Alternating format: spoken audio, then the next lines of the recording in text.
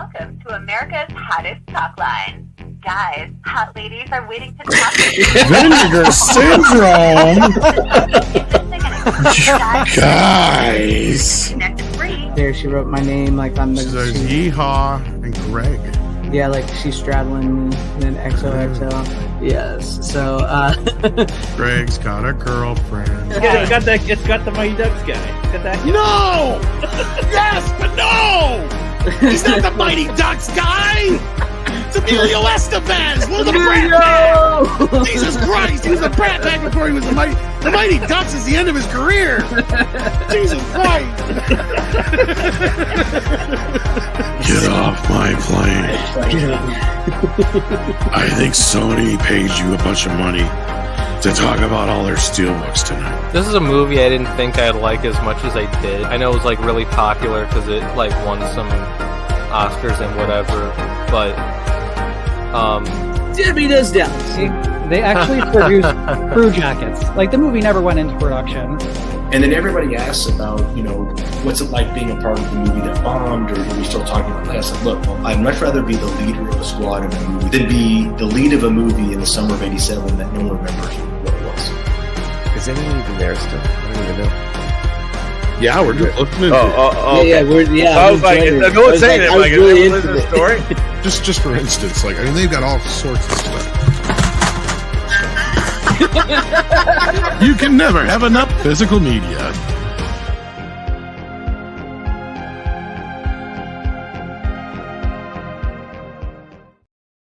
Hello, fellow followers, and welcome back to the Physical Media Show here on FanZcene.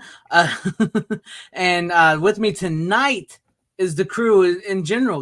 We have Rookie, we have Tom, and we have the return of the prodigal son, Runner. How you guys doing this evening, this night, whatever time it is where you are? With our powers combined, we create the Physical Media Zord. I'm 5 seconds in and he's already making it gay. You're welcome. You're welcome. boy, did that wake me great. up for an exhausting fucking day. That will take it right to the top right there, man. Oh my god, dude. I'm gonna be real. These past few like episodes I watched, and I love Rookie. He's basically my clone, but my god, dude, you're in some hot water, my friend. I'm your evil clone, really, at this point. No, you're like my clone, fucking times 10. I just amp up the energy clone. and just walk into traps and I spring them and I'm like, oh shit. So he's like, if you've ever seen the movie Multiplicity with Michael Keaton, he's like the third clone. All right, so like my Multiplicity, Michael Keaton clones himself to get things done so he can have time to himself. And his first clone he clones is great. He's nice. He's a good clone. And then the clone clones himself so he can have time. And that third clone is a dumbass. Because it gets as the generations go on, it gets worse. So Rookie's like the third clone from Multiplicity. Hey, I'm not a derp. I'm not a derp. Okay, but let's say hi to the chat real quick. No offense, Rook. I really wasn't trying to put you down or anything. No, you're fine. Yes. But let's say hi to the chat real quick. We have James. It's all just fun and shooting the shit. Yeah. You can't bust balls. Who can you can bust balls with, right? Yeah. So we have James Woolard with us tonight. Hello, James Woolard. And he does say we did talk about the Terminator is getting a 4K release. Hopefully Cameron doesn't get his hands on it. That's what I gotta say, because that's what Duck Nation says. More like Speed Arnold, boo. So hell, Duck Nation, glad to have you here. And we'll get to my thoughts on something like that tonight. Random Brad Creator, hey, glad to have you here with us as well. Salute to you, Steven Deleted Scenes. And then we have Cowabunga Dude, what's up with you? And then we have my good friend Hollowfield. He says, hi, everyone. Welcome, Hollowfield. Glad to have you here with us tonight. And then we have Tim Hayes. What's up, the master of the man, Tim Hayes? Hell to you. Ola Ace Hanlon, glad to have you here as well. Hi, Heather Preston, always glad to see you in the chat. And then we have Style Section saying hello. Hi, hell. Man, my words are bad tonight. Hell Style Section, glad to have you here with us too. Tyrell72, good evening, my friend. Live long and prosper. And then we have Rick Johnson. Howdy to you, Rick Johnson. Glad to have you here. Anthony Draven. Hell to you, Anthony Draven. And hello. And then Dan Blackroyd. Hey, Doug, I'm spitting on bugs. We have Dan Blackroyd here tonight as well. Hell to you. And then hail Brian Barth. Glad to have you here. Runner, F your Best Buy. I don't have a Best Buy anymore. They took the physical media away. sadly. And then we have Six. Hello, Six. How are you this evening? Glad to have you in the chat with us as well. So hail to everybody in the chat, everybody watching. I hope you guys are ready for a show tonight because we do have Runner with us tonight. So we may go 4 hours. Hopefully not. Maybe. I hope not. Maybe. By the second hour, I'm usually usually it's 3, but they miss me that much that it's 1 extra hour. I'm usually running on Steam by now. Yes. So let's get this party started tonight. So what do we want to get started with? Do you want to go ahead and get started with this? Tom, I'll bring it up if you want, so we can talk a little bit about that. Sure. We got this news dropped earlier today, and now we actually have more details. We're getting a 40th anniversary edition of The Karate Kid. There's a look at the art. June 18th is the date. It is a 4K, like the ones that have already been released. My assumption is it's the same scan and all that business. But what is new here is 30 minutes of never before seen deleted dailies. Yes. And also we are getting, I believe, a new documentary on it as well. That's pretty bitchin' looking art. So they're going to make me buy it for a third friggin' time. Yeah, it's VHS style art. So on 4K, let's say. Yeah. That's pretty rad. Yeah. Here's where so you get with all the new stuff right here. Okay, so just the commentary and the deleted scenes are the only thing that's new. Yeah, so everything else is okay. All new commentary with creators of Cobra Kai, Josh Hill, John Hurwitz, and Hayden Schlossberg. All That's new right. over 30 minutes of deleted scene dailies, what you mentioned. Yeah. So there you go. That looks like to be the only new stuff. Yeah. But I'm happy with that old Columbia Pictures RCA type cover there. Yeah, that's pretty nice. Cool. Yeah, that's sweet. Sweet. So there you guys have. I wish they get rid of the weathered look shit. I'm not a fan of that part. It's like I'll make my shit look like that by myself. Thank you. For just by having it and take exactly. I don't need to look. I hate that with T-shirts and stuff like pre-worn. It's like I can do that myself. Kind of like when the Ghoulies 4K come out. I'm like, is there something wrong with my cover?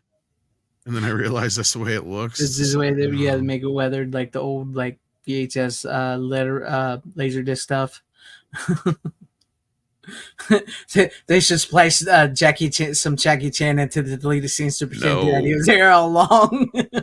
Don't even give him ideas. Also, we got news that Arrow is going to be releasing American Gigolo in 2 different flavors. One, of course, will probably be their site exclusive. So there you go. And it's pretty much their standard hard cover box set for your typical release. Power of One we also got coming from Kino Lorber and standard Blu-ray. And what else was there? I know there was a few things. Mute Witness. Mute Witness was the other one. Yeah. Imprint is also releasing Secretary, Fresh, and a couple other things I've never heard of before.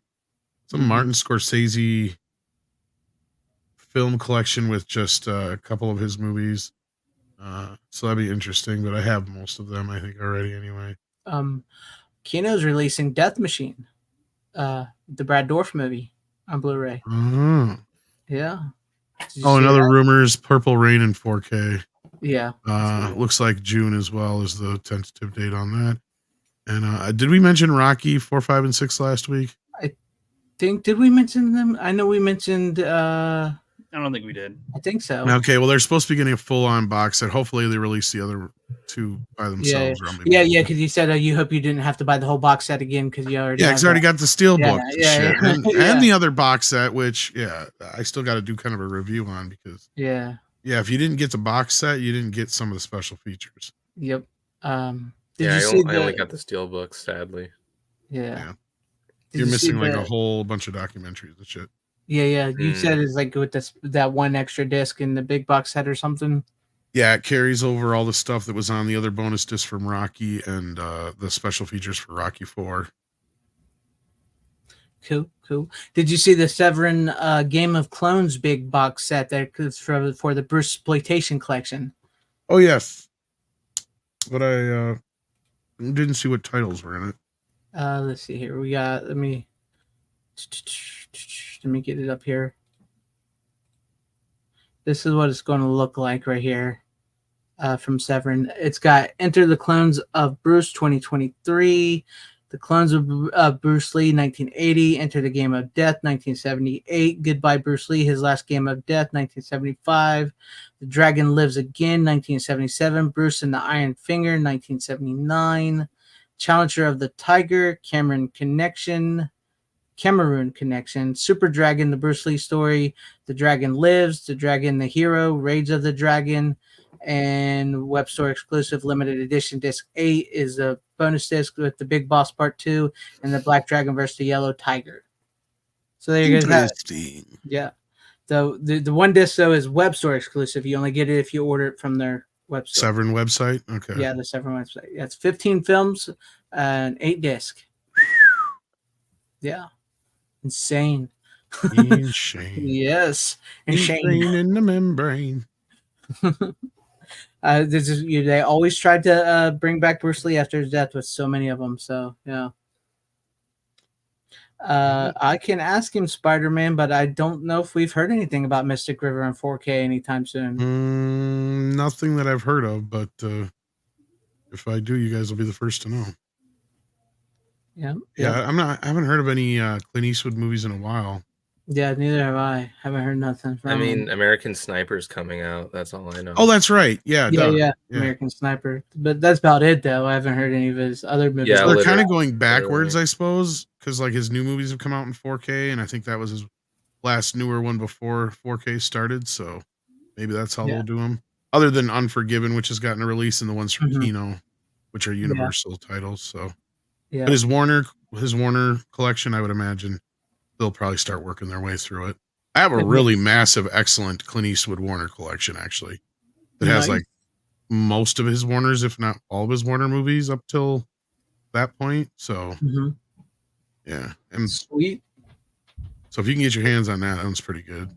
It's got like 15 or 20 movies in it. I can't remember. That's cool. I think I remember seeing that release, and I never picked it up, sadly.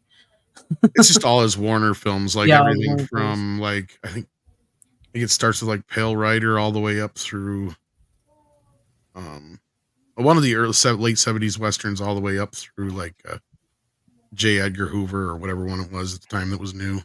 Yeah, he had directed one of those. Yeah, but the only reason I bought it is because like there was like 2 other titles in there that were out of print that I really, really, really wanted because I had a bunch of them that were already in there. And it was cheaper for me to buy that box set than it was for me to buy like the 2 titles that were out of like Space Cowboys and I'm trying to think of the other one. I think it was Heartbreak Ridge. I think we're out of print or something like that. So I was like, "Fuck, I'm not spending that kind of money on them. I'll just get this box set." Sometimes it's good to have those box sets because you like you could go online. It's got to go. It goes back to the Dirty Harry films. Actually, I forgot. Because it has like the first couple Dirty Harry films, but it doesn't have like all of them. Or I think it has at least the first one in it. But I have the Dirty Harry box set, so. Does it have blood work in it? I have to look. I don't know if it does or not. Because I think I have that one separately. That was always the one it was weird. I know a lot of people don't like it, but I kind of liked it. I thought it was fun. I'll go grab it. Whoever wants to go first, I'll go grab it in the meantime. We'll probably get Runner here first. Brian Barth, I know you're confused about the Bruce Lee. What it is after Bruce Lee died, they tried to still capitalize off of Bruce Lee.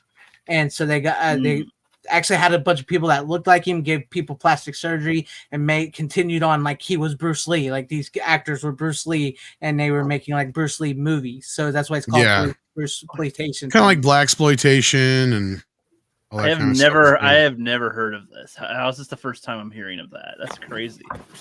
Okay, so this actually has. Dang, that's a sweet set. And it actually comes with like a book. The only thing I don't like is all the movies are in like a book. Yeah. But it has Dirty Harry, Magnum Force, Outlaw Josie Wales, The Gauntlet, Every Which Way But Loose, Firefox, Sudden Impact, Pale Rider, Heartbreak Ridge, Unforgiven, Perfect World, Space Cowboys, Mystic River, $1 Million Baby, Letters from Iwo Jima, Gran Turismo, or Trino, sorry, Invictus, Hereafter, and J. Edgar. And then it has like The Trouble with the Curve is the last one. And then a bunch of documentaries and stuff, including an extended one of the Eastwood Factor. So it doesn't have like the sequel to Every Which Way But Loose, and it doesn't have the rest of the Dirty Harry movies, but I already have those, so it works out. So like basically all the stuff I didn't have plus a few that I wanted. So it was actually a really nice set. I have no idea how much it is now, but it's 20 movies. So I'll have to look that up. I bet that hopefully that's not too expensive. I may have to end up getting that.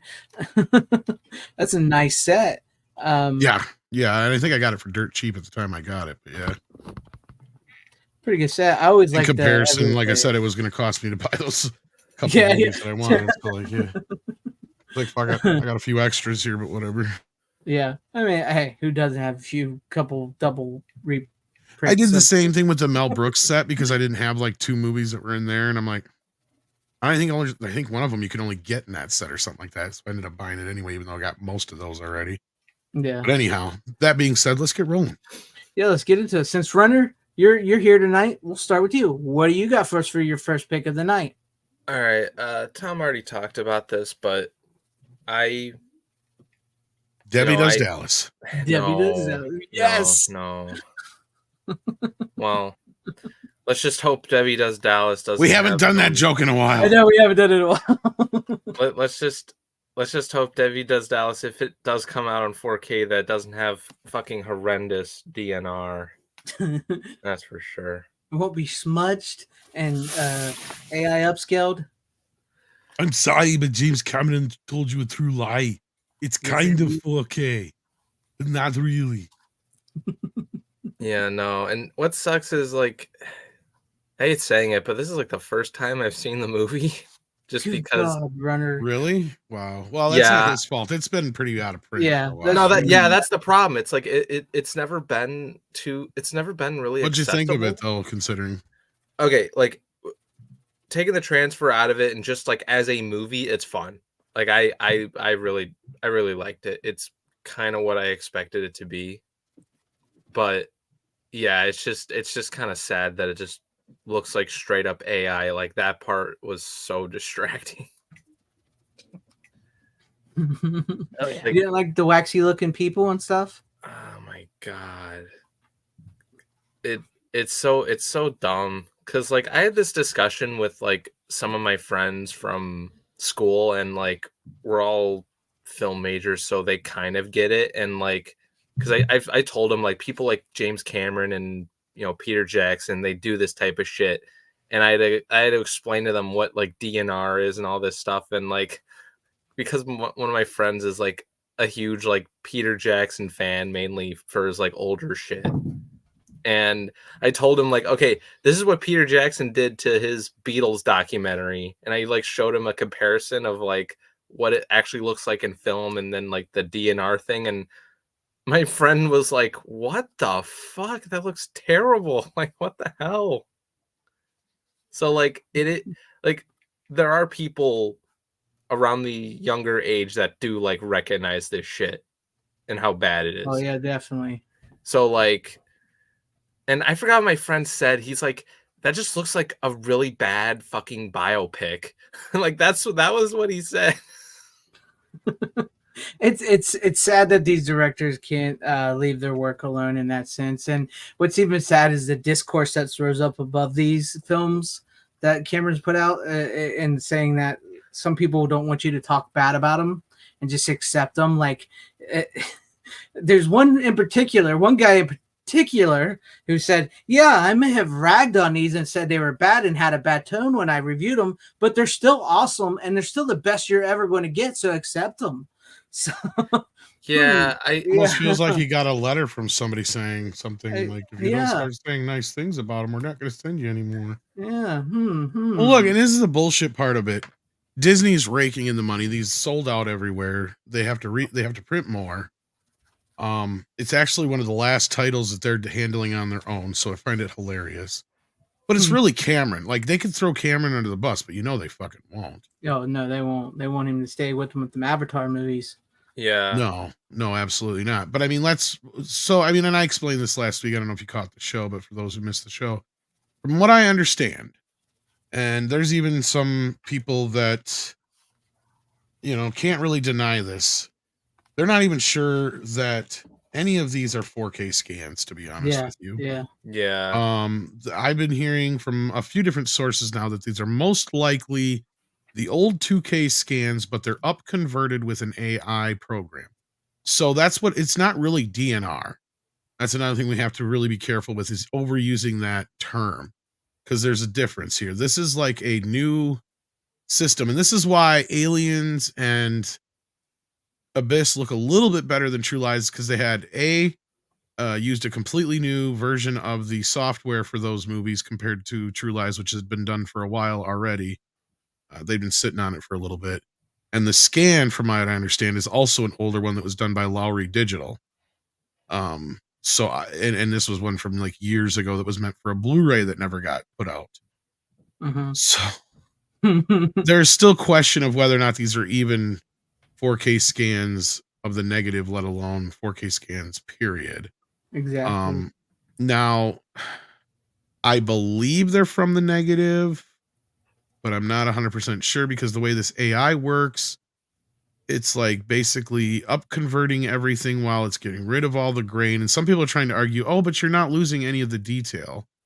And it's like, well, but it's artificially adding some detail, not to mention the color timing issue, which is just weird. Yeah. But I mean, there's some stuff in True Lies that just looks horrendous. Now, I haven't watched The Abyss yet, so. All right. I started watching The Abyss. I need to finish it. I haven't seen the Aliens one yet, because I did get all three. And what's good is I only paid $11 for The Abyss and True Lies. Well, that's a good deal. I don't know how you got that, but that's a good deal, because you're Disney better Movie Club. Oh, that's right. You did that. Yeah, I think Alien. I mean, I got like a few other 4Ks up top of that, but like, so technically, I got those at a pretty good deal. Yeah, you did. I technically didn't pay full price, which was nice. Yeah, because I kind of knew the scans were gonna be like this because of it's Cameron. Exactly, because it's Cameron. It's like, especially if it's like also considering it's like under Disney and not like a boutique label like, Arrow, or like something like that. As an example, like you kind of expect dog shit on the way. It will be interesting because, like Tom said, these were the last ones that Disney's going to produce on their own. So it will be interesting to see how Sony handles things and what they do with certain movies that maybe.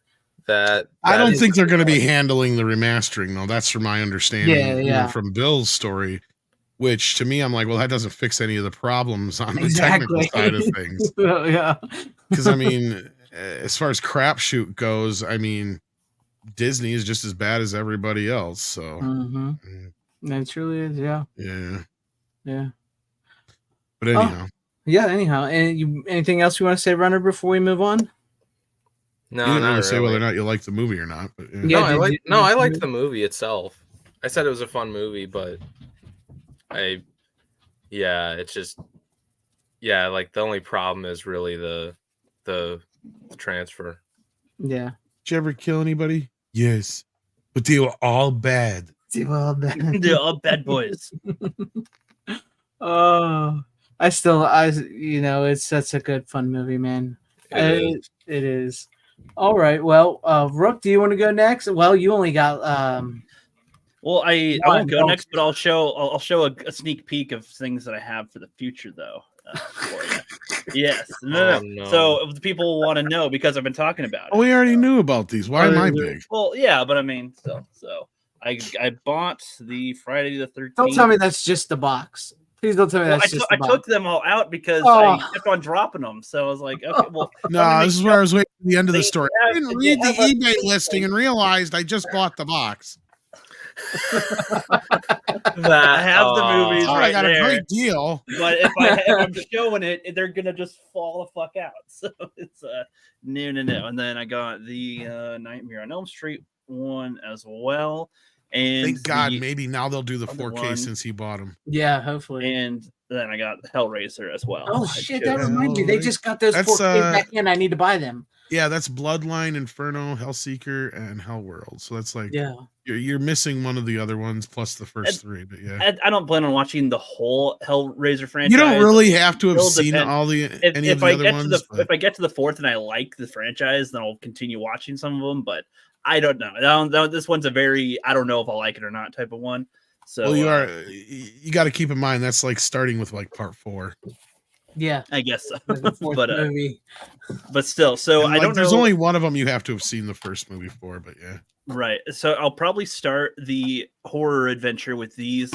I don't know, like it probably in June. That's probably when I'm going to start watching these, and you can expect me to cover these like weekly when we do shows and stuff. So probably in June is when I'll be doing those. So Well, just letting I'm people glad- know that I got those, and we'll be doing them this year at some point. Probably in June to start. Yeah, it's well, interesting to know. We're looking forward to that, hearing your thoughts on those. But you did remind me because Diabolic just got back in the Hellraiser 4K set. Yeah, I saw they're that. they're cheaper than Orbit, so I was waiting for that so I could buy it from them. Yeah. So Yeah. Wait, hold on. Does this not have Hellraiser 1 in it? Is that what? No, that's what we're trying to tell you. It starts at Hellraiser 4. And not only that, you're Wait, missing like Wait, part what the 7 fuck? there too. What the fuck? I type Yes, type that's in what I was trying to box tell you. set. You got like and it 4, says 5, the 4 7, movies. Why would it you got not like have 4, the 5, first 6, and 8 4 or whatever. movies? It Or doesn't is it say 6 you're missing? I don't Hellraiser remember. 1, 2, 3, 4. It just No, says they don't like, have the the title. Yeah, full. they quit. What the effing fuck is that shit for? Well, Like the first movie, Hellraiser, is called Hellraiser. Hellraiser 2 is Hellraiser. Oh my God, what is this? Hellworld. Hellbound. Hellworld. Hellbound, Yeah, Hellworld. Hellbound. none of Hellworld. these subsidiary titles give me a hint. Like Hellraiser. you know, 4 is like with Resident Bloodlines. Evil, like when you have Apocalypse is number 2, and then Extinction and all that other stuff. It's like We'll set Oh my you straight. God. Don't worry. Yeah, we'll get you figured out on So- that. So I gotta get- 'Cause there's one you're remember- missing in there because it's Yeah. for some reason tough to get on physical media. I don't know why. Well, that's rookie. That's why he's rookie. That's That's- why he's dubbed. that's the me. All big right, one. that's fine. That's it is what it Oh, is. man. We'll hook you up, bro. We'll hook you up. We'll get you figured out there.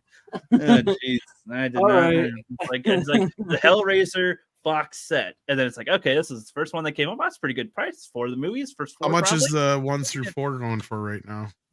The- Like to double 4K Well, check. you said it was on Yeah. Diabolic. Yeah, Oh, $49.99. that's not so bad. Yeah, it's on over on Orbit. It's $52.99. So I was waiting until it got back on Diabolic. I So assume that's with all the movies, not just Well, that's 1 through that's the 4. first 4. Yeah. the So one that I got. The pack I got for these 4 was like $15 yeah, for just these. Yeah, but those are Blu-ray though. So that's why the Arrow 4K box set is why it's a little more expensive. Oh, okay. don't they have a Blu-ray version of it too, though? Yes, they do, but it's not region free. Oh, that's right. Okay. Yeah, they're UK. Oh, that's right. Because I have the old Blu-ray set, and I think that is true. That Yeah. Yep. Anyhow, All right. Well, yeah. So that's I guess that counts as my pick for now. There you go, and then you go on to Tom. All right. Well, Tom, what do you have for us for your first wow. movie? I think I brought this on before, but I don't care. 'Cause I Hey, watched it more thoroughly this time, and I watched a new movie that's in theaters, so fuck it. But and I'm missing one of my editions of this. I know I have. This is actually my copy of the original first one that came out. I made a who you gonna blank call? copy before I sold it, and I had the green DVDs as well. Of course, here's my old Blu-ray set, which I also had the regular Blu-rays as well, and I think I gave those away. Here's the steelbook that they've reissued, of course. Yes. And then, of course, my creme de la creme. Awesome set right there. Oh yeah. Yes, and of course this one I went through a little bit more thoroughly this time than last time. So Does your light still work on it? Of course, yes. I was going to show that. If the trap opens, I love it. That's so take cool. out the movies and the lights up. Yes, I love it. I looked at the trap, Ray. And you got, of course, the Making of Ghostbusters book, the bonus discs that you only get in this set. Oh, come on, you dirty bastard. It won't slide back in. Yes. And then, of course, you get Ghostbusters Afterlife, Ghostbusters 2. I do like the back of that Ghostbusters 2. Yeah, I do like the I do like the slip covers that are on these that are really nice. Pretty cool. But of course, I also got to see the new film. But yeah, just as far as what's that? I did too. I saw it too. Ooh, interesting. So on this part though, like this is one of the best sets you can get, even if you still can get your hands on it. It's still pretty expensive though. Now there's been some rumblings that there might be a reissue of sorts of this edition. I don't know exactly the details on that, but I'm imagining maybe when Frozen Empire comes out, they'll do something like this. But no, it's a great edition if you can still get your hands on it. For those who have asked though, like I've had a few people ask about this edition. So basically what you're not getting with this edition that you get on that one is like the work print, the TV cut, a couple of documentaries and stuff. One being, I believe, a 90-minute documentary from like Biography or one of those channels. But this one does have all the deleted scenes, the Show West footage, commercials and outtakes. So it has most of that kind of stuff. It's a good set to have. I mean, if you can't get your hands on the other one, this one's still worthy. I mean, it's also got the stuff for Ghostbusters 2, but there's quite a bit missing that's not on this set that is on the other box set. So keep that in mind. But yeah, no, and of course the films themselves are great looking. Sony did a great job from the 4K scans. They're a little older, but they still look really good. And Ghostbusters Afterlife also looks really good. Nice. They've all got Dolby Atmos upgrades. And this would be like the the fourth or fifth time I watched Afterlife now. Maybe even the sixth. But yeah, I watched them all last week in preparation for Ghostbusters Frozen Empire. Now I gotta Runner thought, yeah. I was gonna say, I was gonna ask both of you, what did you guys think of it? Because it has gotten some mixed reviews from some people. So I was curious what you guys think, and especially Tom. But let's go with you first, Runner, because you're Runner, and you're new. I watched it yesterday, and I thought it was fun. I liked it. I did have some issues with it, but overall, I think like as a Ghostbusters movie, and like if you're a fan, you'll enjoy it. You'll have fun. There are some things like you can easily pick out of the movie for sure. But there was like one thing that kind of like scratched my head, but not to the point where I'm like, oh, like this movie's like absolutely fucking awful or any of that stuff. Because I've heard so many people just fucking trash it, and I'm like, what? Yeah, I've heard some mixed reviews on this one. Yeah, so it's like, yeah, but like there are parts to it where it is flawed. Like I'd probably give it like a 3 out of 5. Okay, interesting. Like a 3 out of 5 to the point where it's like I liked it. It's like I liked it, but it is flawed type of thing. Okay. Tom, what did you think of Ghostbusters Afterlife? Frozen Empire, you mean? Frozen Empire, sorry. I didn't like it as much as Afterlife for some things. There's other things I did like more than Afterlife. It's I agree. Mixed bag of sorts, but I did have a lot of fun with it. I'd probably give it like a 7 out of 10. I enjoyed it. I had a lot of fun. Of course, like Afterlife is always going to have a special spot for me because it was one of those few films that made me well up at the end. But no, this is just, I love all the ghost stuff. I love Ray's bits. Peter's great in it. I didn't even hate Nana Jami Mommy. Glad Patton Oswalt's not in it very much. Yeah, I was going to say, is he not in it a lot? No, basically, what you see in the trailer is in what's in the movie. Yeah. Oh, thank God. Like they have Yeah. minimalized him to a complete. Like Thank he is God. literally like in the whatever you see in the trailer is in the movie. That's it. Oh, thank God. But there is stuff that's in the trailer that's not in the movie. The issues with it is it is a bit over bloated. There's way too many new characters. They didn't need to bring back like Lucky and Podcast. In fact, it would have probably been better off had they not. There is some stuff that just kind of meanders here and there, but I do like some of the questions and that it asks about ghosts and gives us answers about certain other things, like the difference between human spirits and evil entities. So we have kind of a little bit of differentiation there. It just explores a lot of fun Ghostbuster stuff. If you're a fan of the real Ghostbuster series, you're really going to dig it. Ton of Easter eggs, especially a lot of nods to part 2. So, I mean, in that respect, it does kind of feel like Ghostbusters 2 to Ghostbusters Afterlife, as far as like comparing the first movie to the second film, like, the original 2. Afterlife, in some ways, but in some other ways, there's stuff in here that we've never seen in any other Ghostbusters movie before. So it really does take some risks. I just feel like that was one of my gripes with it. What's that? Like, well, like my biggest gripe, I'd say, is like kind of spoilerific, and I'll let you go first. I don't know. My biggest gripes overall was just that it feels like a 2.5 hour movie or better that got cut down to an hour and 45 to 50 minutes or whatever it is. That's definitely one of them for sure. I would applaud them for taking a few risks, even if they don't work, because I mean, at this point in time, you got to take a little bit of risk, right? Yeah, but not always go the safe routes. Like, My main like issue was mainly just a questionable one, and it's not. And when I say this, it's not what most people think, because I know Tom's been having some arguments lately with people on a certain character having a thing with a ghost, but my main issue with that is like I didn't look at it that way, but just the overall, like, kind of that whole plot point in general kind of questioned me. I'm like, why is it really there? Like, it didn't really register with me all that well. So that was just something that kind of like threw me off a little bit. Yeah, I think there's some stuff that's lost in the edit there.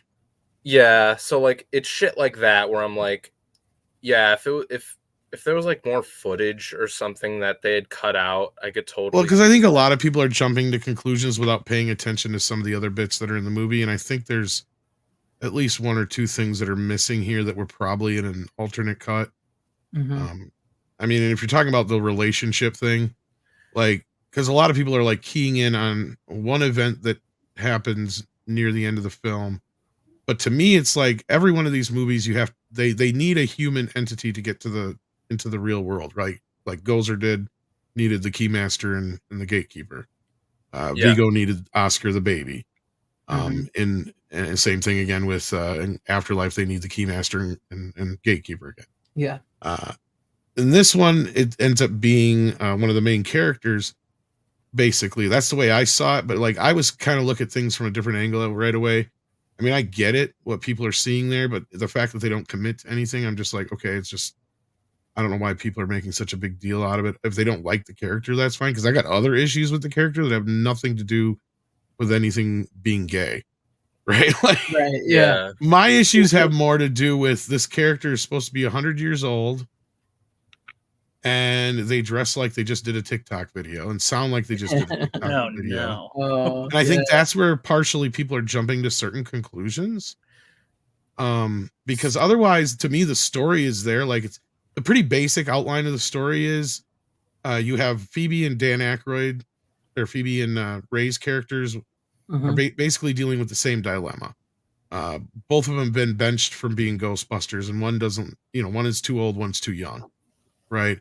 And then you also have Phoebe, who's who sparks up a friendship with this ghost, because her issue is she's got 3 years to wait till she's 18. Well, she ends up meeting this ghost who's also forever going to be a teenager, right? Because she died when she was a teenager. So that's part of the aspect. But I think people are overlooking it because I agree. I don't think that people are seeing the part where they're forgetting the part where she just seems to want to connect with ghosts, period. I don't think it has anything to do with anything sexual. Because in the very beginning, earlier part of the movie, there's this scene where Phoebe is like, there's one of the little Stay Puft guys, and he's acting all cute and walking up to her slowly, and she like goes to have this ET moment with him, sticking her finger out, and Podcast fucking squashes the bastard. So like right there, they're kind of setting up this thing that Phoebe kind of is trying to connect with ghosts in some way, trying to understand them better. You know what I mean? So like, I think people are really looking way too into it. It's like, I mean, come on, at this point, I'm acting like, oh God, they couldn't be any gayer if she gave her jacket or something at this point, because that's the way people are treating this thing. It's like, to me, it's no different than Finn and Poe, right? When everyone's going to ship them. Well, I thought her and Podcast in the Afterlife sounded like they had a pretty good connection. You and know there what I mean? was kind of a moment early on where they kind of have a bit, and that's where I'm wondering, but then that's where I'm saying like it would have been better not to have Podcast in this movie, because that's the other thing. She's feeling sidelined and excluded, but with Podcast, he also isn't old enough either. So how's he going to be a Ghostbuster? Well, to try and make her feel isolated, it's dumb to have him in the movie, because she does have a peer. And whether it's romantic or not, that's not my point. My point is why would you introduce this character if you already have her having a friend there?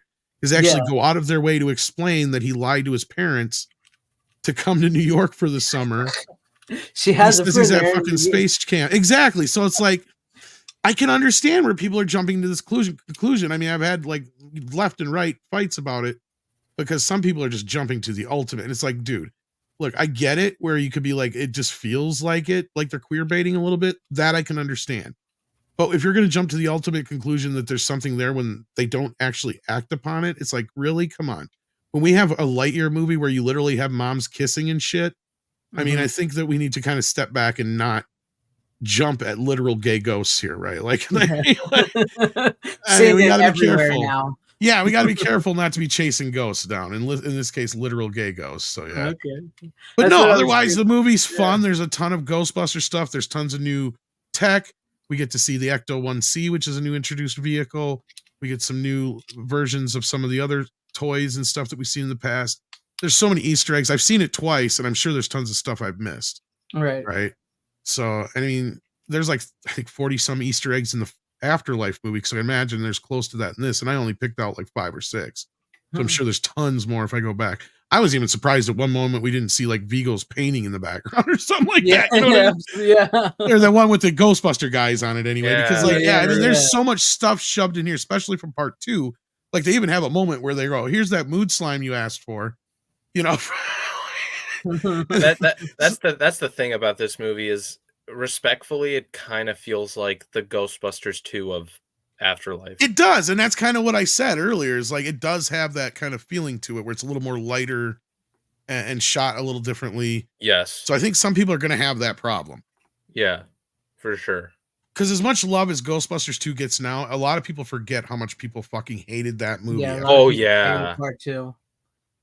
I mean, I know Rook's quiet there, but he didn't like Ghostbusters. So you're liar. Liar. I just don't love it.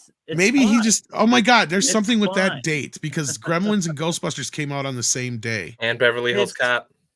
Well, Beverly Hills Cop came out in December, but Beverly Hills Cop and Ghostbusters are the same year anyway. I just don't the same actual day though. Ghostbusters and Gremlins came out in theaters on June 9th. Yeah, okay, or June 6th, one of the two. I might have flipped it around in my head, but yeah. Sal Sexton, he actually said he wasn't so bad in the movie. He said he's in my favorite scene with Peter Venkman. So like. Oh, it's a callback to the first movie, actually, in a weird way. Yeah, no, that scene was pretty funny. Interesting. That Kamal Namanzi, whatever his name is, he's hit and miss. Sometimes he's actually standable, and some other times it's like, I can't stand it. Pretty much in the scenes where he's with the older... He wasn't too bad. When he's with the older guys, he's better, because he's clearly surrounded by veterans, and he's feeding off them. When he's around the kids, it's really hit and miss. See, because he's got a fairly funny scene with the kids, but other than that, like the stuff with him and Bill Murray and the stuff near the end is the better stuff. Some people can't stand him. I thought he was an all right character. My issue with some of these newer characters they introduced in this movie, they feel like they're set up to be replacements in case we lose somebody between now and if they make another one. Yeah, like they replace Yeah. the whole cast. Like Patton Oswalt will be an insert for Ray, or Nana God, I hope Najami not. will be an insert for Venkman. And Hmm. yeah, so it's all kind of like you kind of have these like, why are they no? Couldn't Because they shoot better Patton that- Oswalt's part, I'll be honest, that's the part that I hate the most. Because he shouldn't even fucking be there. Because the part that pisses me off, that's the only time Ray makes me mad. Because it's so against his character. Because, and this is pretty early on in the movie, so it's not really a spoiler, and it's actually in most of the trailers. But after Kamal or whatever the hell his name is brings in the orb, Mhm. Ray does an PKE reading on it, and it literally breaks the PKE meter. And then it like falls through his glass case, and then it cuts to this other bit, and then he cuts back to him, and it's like he come back a couple hours later, and it's like, oh, maybe I should look into this. It's like, I'm sorry, that is not the way Ray Stantz would Yeah, act. he would immediately went into it. Wouldn't He would be like, oh my God, I've never seen this before in my life. You know, Right. it literally broke a PKE meter. And he would try to be getting everybody's attention, right? Like that's the way Ray Mhm. would act. He wouldn't have to not only sit on it for a bit and then go ask Patton Oswalt about it. See, that's the part that pisses me off because that's also the bit. It's like, I think Ray would do the research himself, or he would have a good idea about this. But they set this up to where, like, and that's the only scene he's in. That's the only reason he's there is to kind of tell them about this orb because he knows these dead languages and shit, right? And he works at the library. Mm. And it's like, really, Ray could have done all that stuff, but it feels like he's now being kind of put in there in case they need a replacement for Ray in the next movie. Oh man, I hope they don't bring him I didn't back. think of it like that. That's interesting. And the same thing with Nana Najami, even though you already have Bill Rudd or Paul Rudd. Jesus, Paul Rudd is a Bill Rudd kind of replacement already. Yeah, I mean, he's kind of more of a slacker than the rest of them, so I can kind of see that. So they kind of have these, and then you have this other new character they introduced that is a British guy, and he's basically Egon 2.0 from the cartoon, only snarky Egon. Right? He looks like Egon from the cartoon, but he's not like all. I heard people liked him. Yeah, he's funny. Yeah, Like he's got some really funny bits, and he looks like the spitting image of Egon from the cartoon. yeah, that's pretty cool, actually. Yeah, yeah. Go ahead. No, I was gonna say, yeah, the only down part is Lucky and Podcast and Trevor constantly feel like they're trying to find shit for them to do in this movie, and they're just taking away from the other characters, really. Yeah, and Lucky's reasoning for being there is probably one of the most convoluted ones in the film. Because she's there on some intern with the Ghostbusters research facility, and you're like, she shouldn't be anywhere near any of that nuclear quantum physics type stuff. She's a fucking waitress. Exactly. When did she go to college? I think that's what I'm hearing is what it sounded like. The problem they ran into with this is that they had the cast left over from Afterlife, and they needed to find a way to bring them to the city. And in the process, they wanted to add new people as well. So maybe they overbloated the cast a little bit. That's pretty much what happened. And honestly, they should have left Podcast out of it. All you had to do was have one little scene. And this, like I said, would have added to, you know, Phoebe's isolation. You just had one little scene where they talk on like FaceTime or something like that. And he's like, he actually goes to space camp, right? Right. And she's like, yeah, I'm out here in New York. My only friend in the world's at space camp. This sucks. You know what I mean? And Lucky, she could be there if basically you just have her living with Trevor, and you could have had them having a young, you know, Romeo and Juliet relationship of some type. If not, you just leave the fuck out of the movie. Yeah. And you just say she went to college somewhere or they broke up. Like, that's the other thing is it feels like they're so ham-fisted, even though I do like Podcast reasoning for being there. I like him, but him being there kind of takes away from the other aspects. I get it. It just sounds like maybe they really don't give it much to do other than the same shit that he did in the first movie. The only other bit that he gets to do in this one that's funnier than that is he's got this bit with Ray that I'm not going to spoil, but like, that's kind of where we first see him. But yeah. Okay. Well, it definitely doesn't sound like a bad movie. It just sounds like maybe it's just got a little. I'll enjoy it, Greg. I don't know about some people. Like, it's the way I've seen it is like the hardcore core Ghostbuster fans love it. And then as you go down the line, it's kind of like the casual rookie critics. Oh no, like the rookie critics, and some of these people are just trashing it. And that's where like me and Yellow Flash got into, because I'm like, dude, I get it if you don't like the movie, but like, you're acting like it's worse than like Ghostbusters 2016 or something. It's like, come on. I feel like we do have Right. some overreaction culture nowadays with some things. Yeah, Like, for sure. so many bad things. They're like doing the same energy to films that are not as worthy of it. And I don't mean to like single out Yellow Flash. It was just he was just one of the last people I argued with about it. But I mean, there's a lot of people. There's a lot of people. I know what you mean. Yeah, they're just going after this. Like, I mean, dude, back off a little bit. I mean, we could have a lot worse. Yeah, I mean, I get it. Yeah. I mean, there's no way. You could have Melissa McCarthy. Does she appear in the movie? She say hello? She talk about the trailers alone. What was that? I said Melissa McCarthy make an appearance in this one. No. Could have had that. We didn't. It's already better because I was gonna say the trailers alone for Frozen Empire look better than the whole 2016 movie and trailers they released in general. So there's no way it's worse than that. And even honestly, I kind of wish they didn't hint so much that it was a Ghostbusters movie because just in general, it looked appealing with just the ice freezing over the city. It was like, what is this? Well, that's like, another problem. Is like, a lot of what you see in the trailer of that you don't see in the movie. Yeah, really. A lot of that happens that's way in the third act. Because to me, like before, like the rest of the trailer goes, like I'm already like, okay, I don't want to know anything else because this is just a movie I don't have any information on, but that looks cool. Maybe I'll go see it. And it's like, okay, it's a continuation. Like of that beach scene is longer in the trailer than it is in the movie. Is it just like a whoopsie-doo kind of moment in the movie, sort of? Like no, it just cuts through it a lot quicker. I mean, you can tell this movie was very trimmed down. Like if another scene that's in the movie or the trailer that's not in the movie is part of it's there, but not the whole thing. It leads me to believe there's a whole bit missing there too, which leads me to believe there's other bits missing. And I'll only bring this up because it's in the trailer, but in the trailer you see Lucky get frozen all the way up, to her eyeballs, and that's one thing Ray says is when you freeze, it's all your veins start to freeze up, and the last thing you see is your tear ducts freeze, and so you see her get froze completely, and he's like, you die, so like basically set up that once you freeze, you die, right? So we only see her get froze up to her hand, and then we cut away to something else, and then cut back to her, and Phoebe's like drying her off on the ground, so it's like no big deal. But in the trailer, if we seen her get frozen from head to toe, I have a feeling there's a whole section there where Phoebe has to act quickly and figure out a way to thaw her out before she dies. Yeah. You think they'll have like you think this will have more traction on when it's released on physical and stuff? And well, he's not doing an extended cut. They asked the director Bill Keenan, and he said no director's cut, but I think he did say there was like 20 or 30 minutes of deleted scene. Yeah, he said he's hoping to which makes sense because another thing that leads up to that whole thing that we were talking about. I don't know if runners heard me bring this up, but like they introduced this machine early on, and that kind of sets up the whole point of the third act.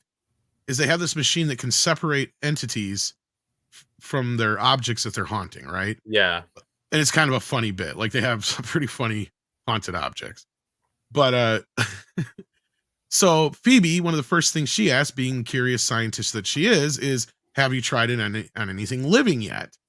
And I can't remember the guy's name, the British dude, but his response, of course, is no, we have not. And then later on, when she brings it up again, she says it almost with a certainty that it is non-fatal. So that tells me that she has tested it at some point on some living object. Or some living thing, I should say. Yeah. and that's not in the movie. So I think that's another thing that people are missing out on, because like they're just kind of overlooking her curiosity as a scientist and trying to inject gay into it. And I'm just kind of like, even if she is gay, who gives a shit? She's a new character. And I think she's more ambiguous than she is anything, because if she's anything like her grandfather, she could give a fuck. Because if you guys remember, I'm even surprised he ever procreated to make a child.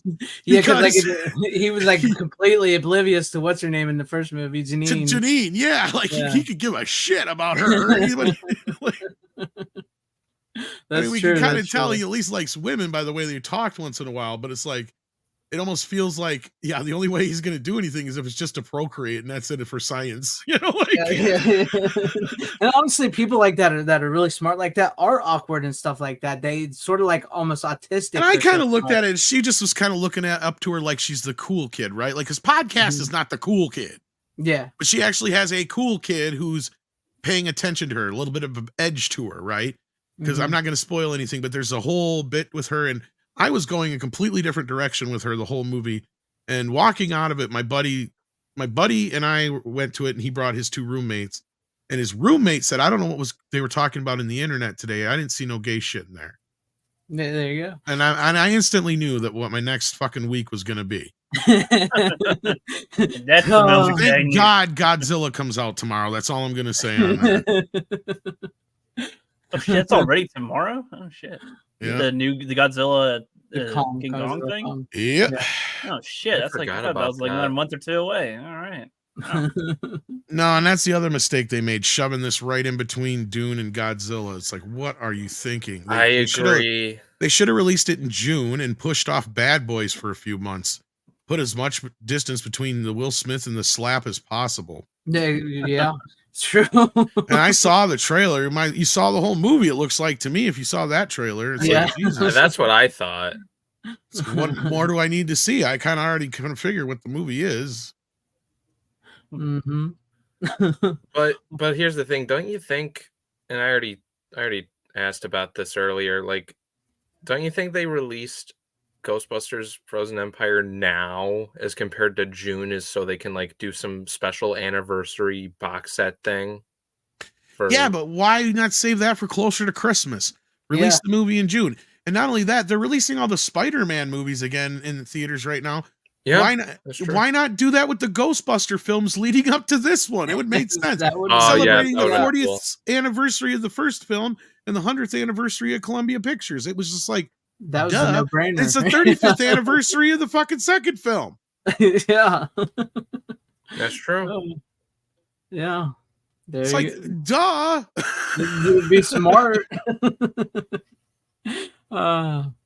All right, well, I guess we'll move on to, and if you guys got any final words, Sam, because I guess that's it. I recommend it, but yeah, it's gonna be mileage will vary depending. All right. Well, I don't think we'll have as great as conversation as we just had about Ghostbusters with my first pick of the night, considering I'm probably the only one that's seen it. Maybe somebody out in the chat has seen it, but I have my first Kino Cult Blu-ray, and that is Dark Power from Kino Cult.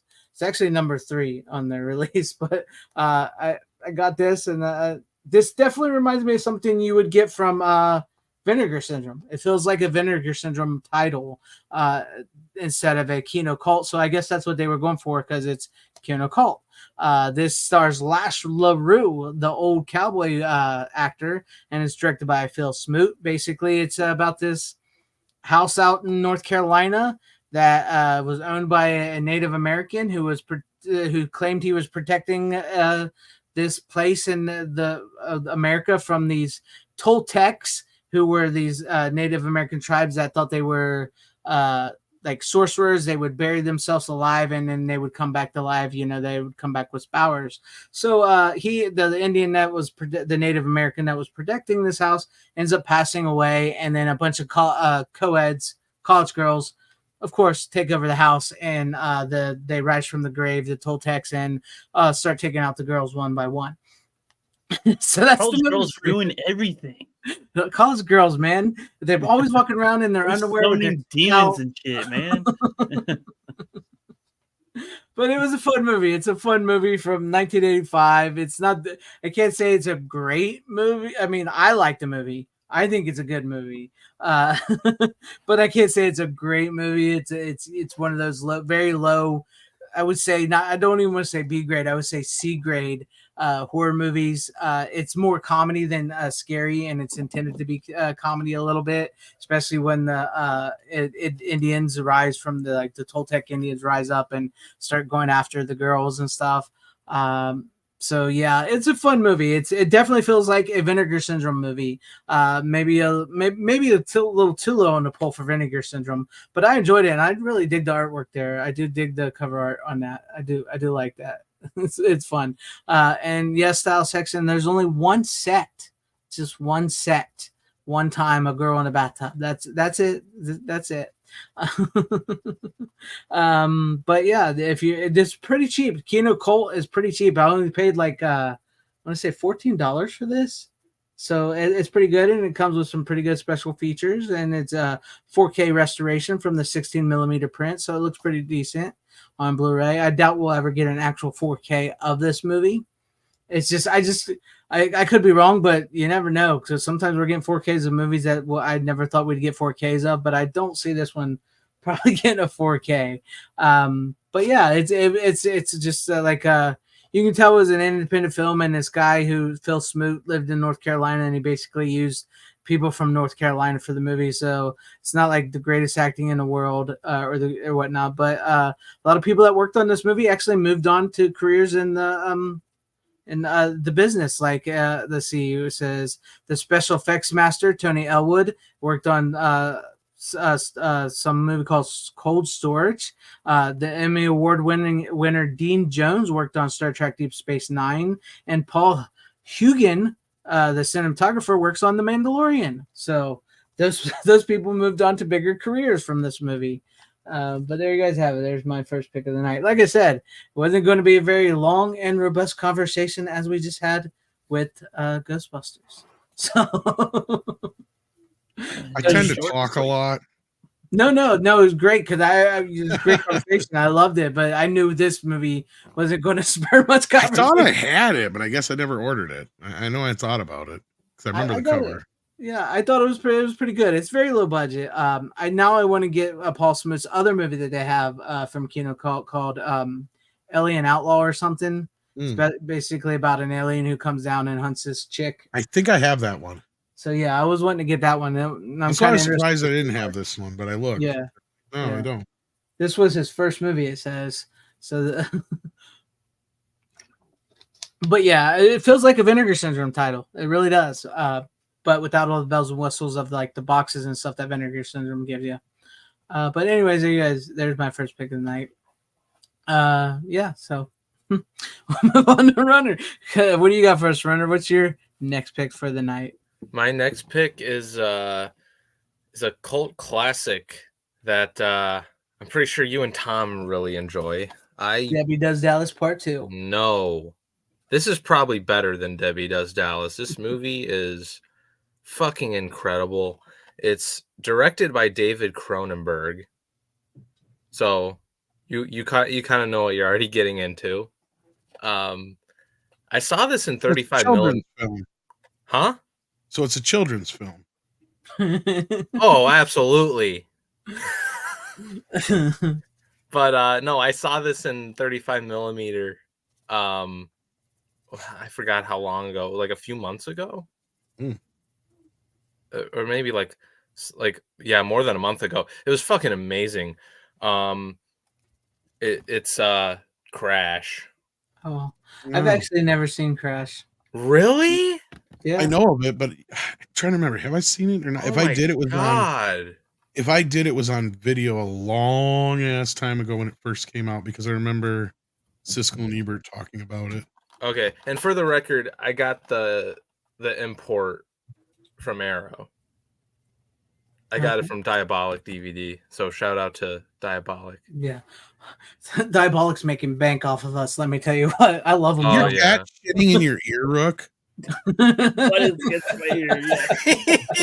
Yeah. Look like you're taking a crap in your ear. Whenever I'm in my chair, she is like, I gotta get on your belly and get on your shoulder, and then I'll just fuck off. And by the way, just to let you know, this is a 4K restoration of the uncut NC-17 version. So, but not for children then. Yeah, I sarcastically I said yes, but okay, here's why it's not for children. You want me to explain why? I know the plot of it, and I know I know why it's explain it for me because I don't know. Yeah, explain it to Rook. I will explain this to Rook. This is the best way I can explain it. It's called Crash, right? So you already assume there's cars and there's crashing and all that shit. There is more fucking than crashing in this movie. Oh. And the whole point of the movie, it's crushing.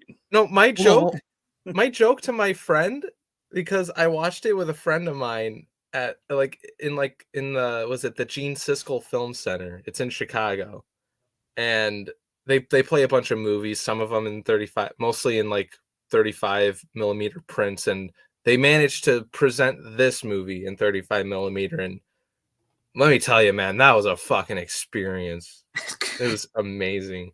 Like just to like the movie is entertaining as shit. Like and it was so funny. Another friend of mine who like was like staying over late at night at my dorm. Like we watched another Cronenberg movie right afterward that I'm gonna show next. But this You know how I know Runner's a film school student? why Because you're talking about Cronenberg.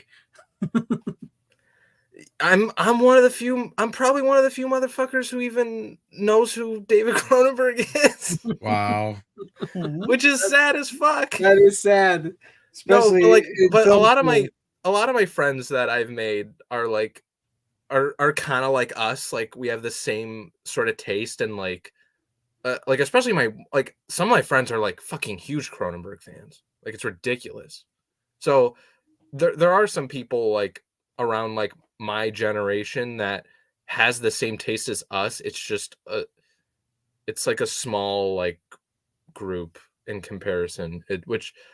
But yeah, And like that's why their films. That's why I was making that joke because most people kids really love Cronenberg, and that's usually why they are in film school. So the fact that you said most people don't know that shocked me. Well, it's not so much they don't know; it's just they don't mention David Cronenberg or some of these other like iconic, like 80s horror filmmakers.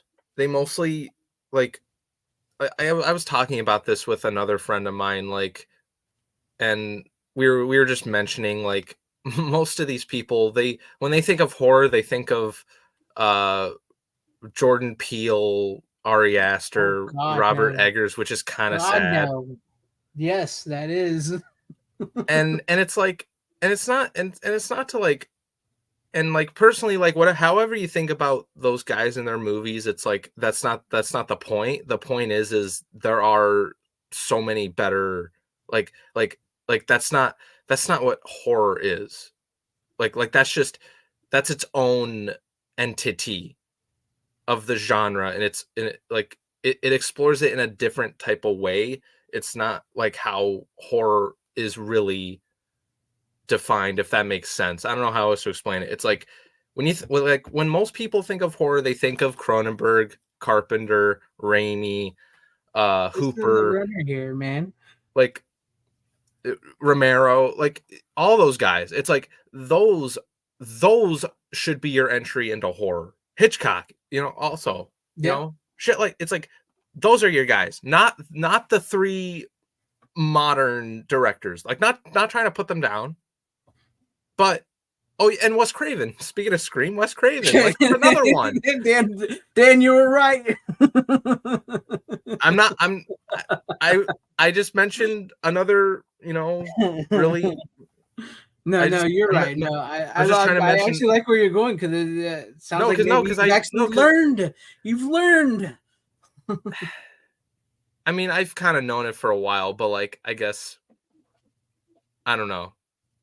I've been like it's just crazy, but go ahead, continue for the movie Crash though. Crash. So like it's not a horror film, but like I mean, in a sense, it could be. It could be, but like no, but like I made the titties. So no. Oh, my eyes. No, but I made the joke to my friend, like, because there's more fucking than crashing in this, the movie might as well just be called Fuck instead of Crash.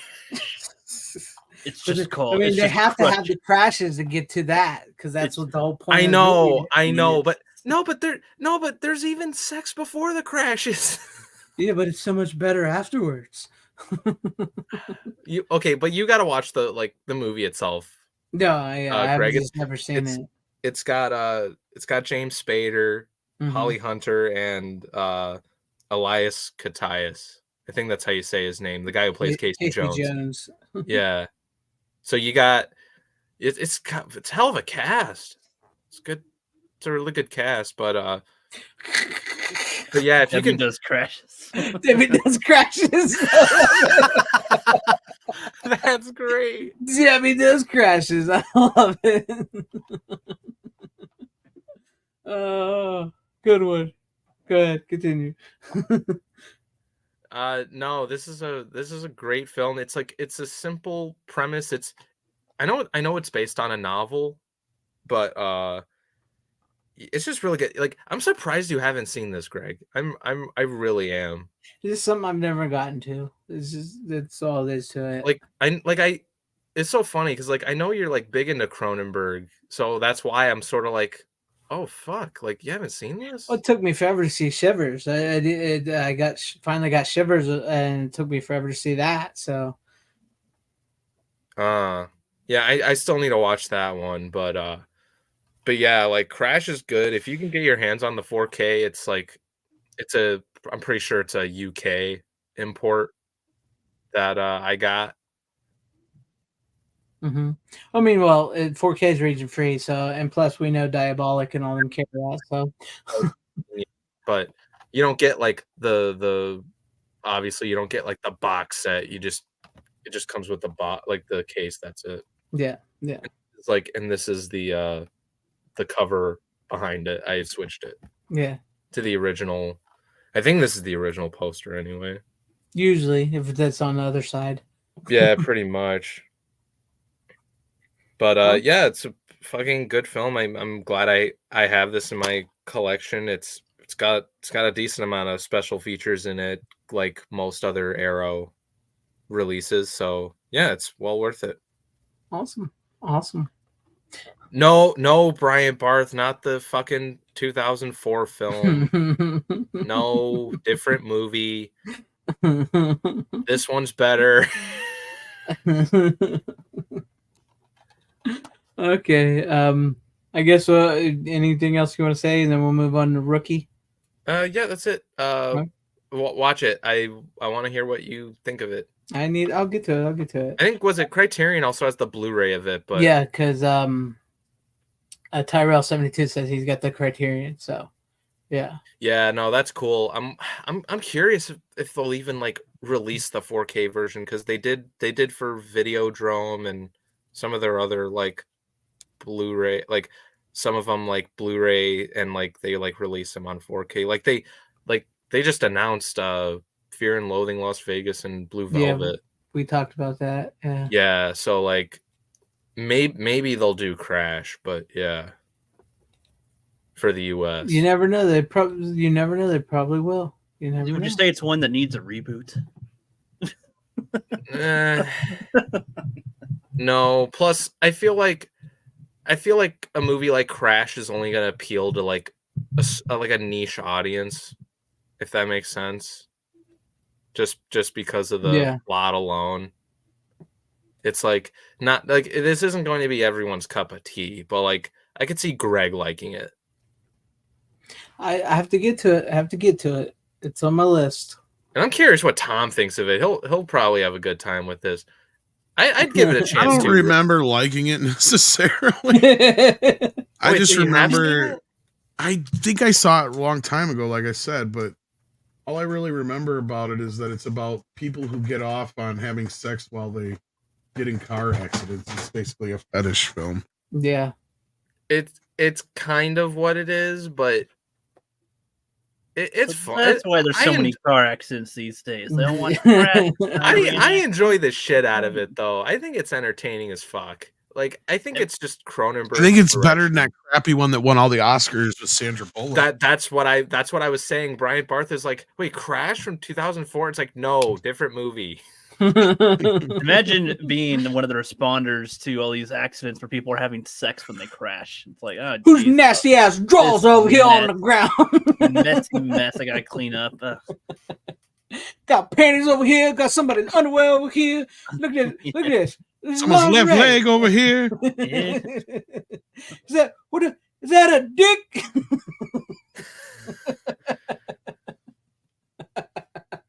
Is that like Eddie Murphy or something? No, I was not even close. I don't know not who even you're close. I have no idea. Eddie Murphy be like, oh man, these people nasty. Nasty. Look at it. That's somebody pinky or that a dick? Yeah. I think that's a pinky. That's a dick. Damn white folk. Probably. That would have been pretty funny too. All right. Okay, brother. That is somebody I have to watch. I've never seen it. But Rook, I know. Are you ready to show your one pick, or your what are you I'm going to do here? continue the trend of showing movies I haven't seen yet. Yay! All Yay. right. Well, this I one got being, this movie, but I've never seen it. Well, this one being a TV show. I think I got this at a Goodwill or something a while back, and I was like, oh yeah, they have like an old one. It's only one season. Yeah. Well, it says the complete series, so I don't know. I was like, It's- they it just imply, only ran they for 1 imply that there's a lot, but there's like 22 episodes. I think that's all this one comes. Implies with. that's you. That's how long TV the shows used to complete be before series of the one season. It's like you TV mean shows the one run season for 22 episodes every season until streaming. Well, I mean, nowadays, like this would be about 2 or 3 seasons worth of content because If it was they don't ever do more than like 8 episodes in a thing these days. So this would be almost a couple seasons. I like the if original anything. Flash series. But yeah, I was gonna see if you guys. So I brought it on to ask if you guys have seen it and if you guys recommend it as because this might be one that I watch sooner or later, depending on how y'all. Yeah, feel it's fun. Maybe. Yeah, it's good show. It's a lot in the vein of like '89 Batman. Mm-hmm. Okay. Yeah, because I know that the actor, like, I assume this is the same guy who's in he like cameos as the Flash sometimes in the CW Flash show or something Mm-hmm. Yeah. here and there. And I had no idea that this was a show. That there's an older one, so I was like, "Oh shit!" They actually had a Flash show back in the day. Okay, Yep. shoot, maybe I'll check the old one out and see was how that was back then, and see their wonky effects and whatnot. They got a funky looking dude, bad guy or whatever. Yeah, that's over Mark here. Hamill. Yeah, it's Mark Yeah. Hamill. Yeah, and Mark Hamill, I think, it was in the CW Flash. Yeah, he show a plays few the same times. character. So I was like, same guy playing the same character. like, so I'm like, okay, I could get some lore with some of this stuff. Watch some of the old DC things. I've watched quite a few of the animated movies that they've done here and there. So I'm every now and then I'll pop in something DC that I haven't seen before. So this was one that I might do soon. Yeah, well. It's a good old cheesy fun time. It was a little ahead of its time, and it was a little too expensive, so it only ran for 1 season. Okay, that's pretty much the story of what happened to the Flash. It wasn't that it was a bad show. It wasn't that they didn't really do that well in ratings. It's just it was pretty decent in ratings, but it was just a little too expensive and a little too ahead of its time. So.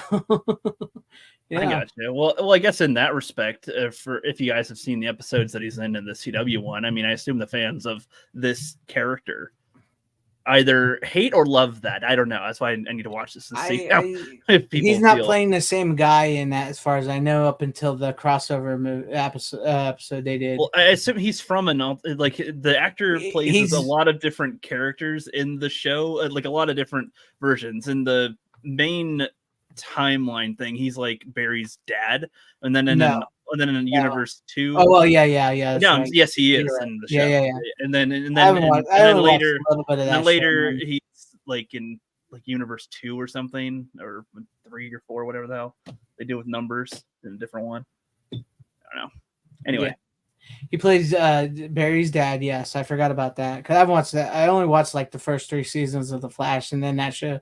Most of those shows, they went off a cliff real quick. Yeah, it was the same. I was like, after season 3, I'm like, I think I'm out. Yeah, he played Barry's dad, and then he plays Jake Garrett. I got tapped out. Yeah, the plots. I'm like, some of the shows, honestly, the CW ones, as bad as some of them are, like they could do better if they just stopped sooner and just end a little sooner. Like they just drag things out so far. It's like, who is this for at that point? You have a full different audience then. We've been saying that about new movies for years. Movies and shows for years. Who is this for, actually? Well, especially when there's shows that get canceled that are like, why that get canceled? Ones that like deserve more that just end. That's annoying. I guess having the two dualities there, but this show's biggest problem was its budget. Mm-hmm. I got you. Speaking of budget, it didn't do great in ratings. It did okay, but yeah, that was the biggest issue, is that it was very expensive to do. Mm-hmm. Okay, so if I actually watch the show anytime soon, then I'll bring it on again and actually talk about it. So all right, there we go. Okay. Yeah. Well, I guess we'll go to Tom then. What do you got for us, Tom? Well, I have a movie here that I didn't even know was a remake. Well, let me rephrase that. The one I brought on a couple weeks ago, I had no idea was a remake, and I came across the original, so I checked it out. 1 million BC. 1 million BC. I had no idea. No idea. This is the original from 1940. The movie itself, I mean, I'm surprised how much the remake stuck to the story of the original. It's fairly, I mean, the only difference, big time, is that it starts out in the modern day of then, and you have somebody telling the tale, but then the narrator just kind of fades off, and you don't have a narrator for the rest of the film, and you're just kind of left with. I mean, maybe he does pop in from time to time, but like it doesn't seem like it's as heavy as the newer from the 1960s. But otherwise, yeah, the only big difference is that the dinosaurs aren't stop motion. They're all like real lizards and alligators and shit. Oh, like when they used to do that. Yeah, and you actually got like an alligator fighting I think it's a Komodo dragon and stuff like that. You got a guy dressed as a T-Rex. Alligator's got like spikes fucking glued to its back and shit. Like, it's crazy. It's batshit crazy. It was pretty fun though. I can't really recommend the Blu-ray so much. It's okay. You can get it for cheap. I think I got it for like 15, I think it was. But if you can get it for cheaper than that, because it's got some major DNR factors. Some scenes look better than others, but that's not a Warner one, is it? No, this is actually MVD. Oh, okay. MVD. And it's from I don't know how many years ago. 2017, so it's not that old, but it's a few years old. But the scan is just really heavily scrubbed. And you can even see where like lines and stuff in the scene have been scrubbed out. So I mean, it's a little distracting from time to time, but it's all right. Probably the best elements of the film that are available too, I imagine. Yeah, it's probably all they had for that. No special features really. There's a commentary by film expert Toby Rowan, I guess. I don't know if that's even on there. Because I don't remember being able to access it. This put special features on it that's not on the Blu-ray. I don't know. It was the movie itself that was fun. I mean, it's more to laugh at than anything. It was just kind of all of those type of movies, chintzy and cheesy, yeah. Yeah. But I was kind of surprised how much the story was similar to the other one, or they stuck to this story. That's interesting. I didn't even know they remade that movie, or was a remake at all. And anyway, I know, right? Like who knew? Yeah, but okay, VCIs who put it out. Okay, thanks, VCI. Tim. But yeah, it looks rather ragged. It's kind of compromised, but yeah, that's the sad thing. Get. Yeah, I'm gonna say that's the sad thing with some of those old black and white movies like that is like those lower level companies that aren't like into the boutique side. They tend to get those movies and they release them and they don't really scrub the shit out of them. Yeah. It's like there's so many old black and white monster movies and movies like that. Like, we want the grimy grittiness of them. Leave it alone. Yeah. It needs to be shinier and more plasticky. Yeah. No, you need the grit, the grain, and it has to look like film. Damn it!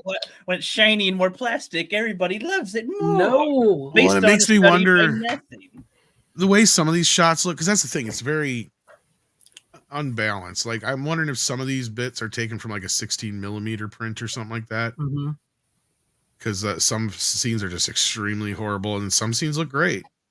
I mean, for the most part, outside of the obvious manipulation. But I mean, yeah. I mean, I can recommend it for the most part, though, especially considering, like I said, it's probably the best version we're ever going to get. Well, I mean, it's good to know that at least we have a Blu-ray of it, so it's not like the True Lies and Abyss and all that where we've been waiting for years and then they ruin it. At least we have that, so it's like. And I'm trying to remember. I think I happened to see it on the Blu-ray.com app that it was on sale or whatever. I'm like, I didn't even know it was real. Like, okay, yeah. Well, I mean, not that these movies are in the same league, but I was actually just I saw that Johnny Be Good with Anthony Michael Hall and what's his name, Robert Downey Jr. It was the anniversary, and I was like, I wonder if Kino put that out. And I went on there, and sadly, Olive put it out. So, not that it just made me think about because I saw it on Blu-ray.com as well. So, which one again? The movie Johnny Be Good. Okay, well, I mean, considering like Kino has put out like 4K restorations of some of what Olive's put out, you never know. Yeah, it wouldn't surprise me if Kino ends up putting that out. But Yeah. this Because they did for Cujo I and say because Monster isn't Squad. Olive out of? Yeah, Olive was out of gone. business now, aren't they? Yeah, went out of business. Yeah, yeah. Cujo was one of the ones that Kino did, but I love a good monster movie. I love they're just fun to watch. So I definitely I might have to check that one out and watch both of them again. All right, so I guess we'll move on to me. Or any final words or anything? No, it's pretty much it. Okay, I figured not much to say about that one. I just that's much like like when I was talking about the Dark Power. I knew there wasn't going to be much to say. right. I didn't mean to interrupt you, Tom. No, I was just saying I already watched the other one. We talked quite a bit about that one, so Yeah, pretty much the same story. There's not much I could say. I mean, I can recommend it for like, like a fun. It's not bad enough to be Saturday or Mystery Science Theater, but it kind of is with the, the real animals and shit. It's something like you need a horror movie host to present this one to you. Kind of, yeah. On Saturday of the morning, those creature features. Oh, talk about good times. All right. Well, speaking of horror movies and whatnot, well, I guess you could say it's a horror movie. Well, it's a miniseries. I don't know if I've brought this on before. If I did, I don't care. Much like Tom did with the Ghostbusters, I watched this because I wanted to. The Stand, Stephen King's The Stand, the original miniseries from the 90s. I don't know if I brought it on before or not. So if I haven't, I think I did. Did you? Maybe. I don't know. Wait a minute. Is this the one where it's like there's like a dude's like MOON that spells moon? Yes. Like yes. That I've seen this series. I've seen this. You've seen it. How about that? I've seen this one. There's like a god and demon or something and cornfield. I didn't retain much from when I watched it, but I've seen there's like some deaf guy that gets blown up or something. At least you didn't watch the rebooted. I've seen some of it.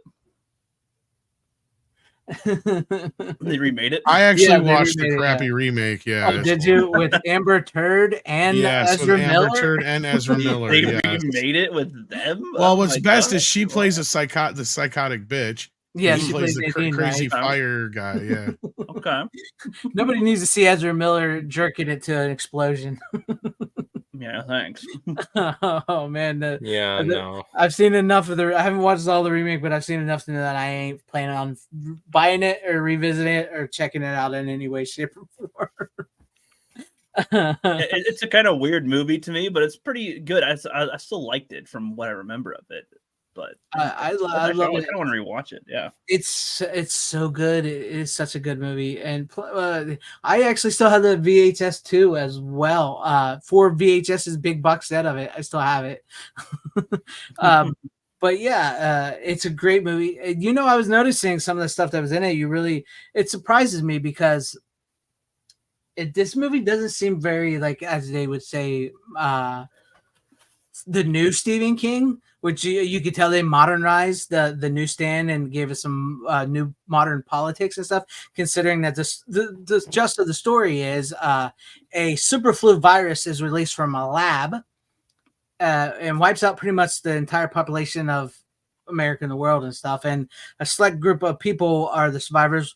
One side good, one side bad. One side's called, the good side's called by Mother Abigail to come to her, and she will lead them.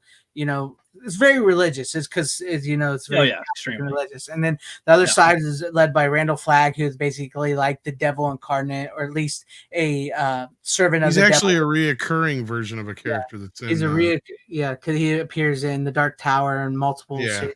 Actually, he's also maybe considered to be he who walks behind the oh my God, from Children of the Corn, he who walks behind the whatever. The rose or whatever. The rose, he might even be, that might be Randall Flagg as well.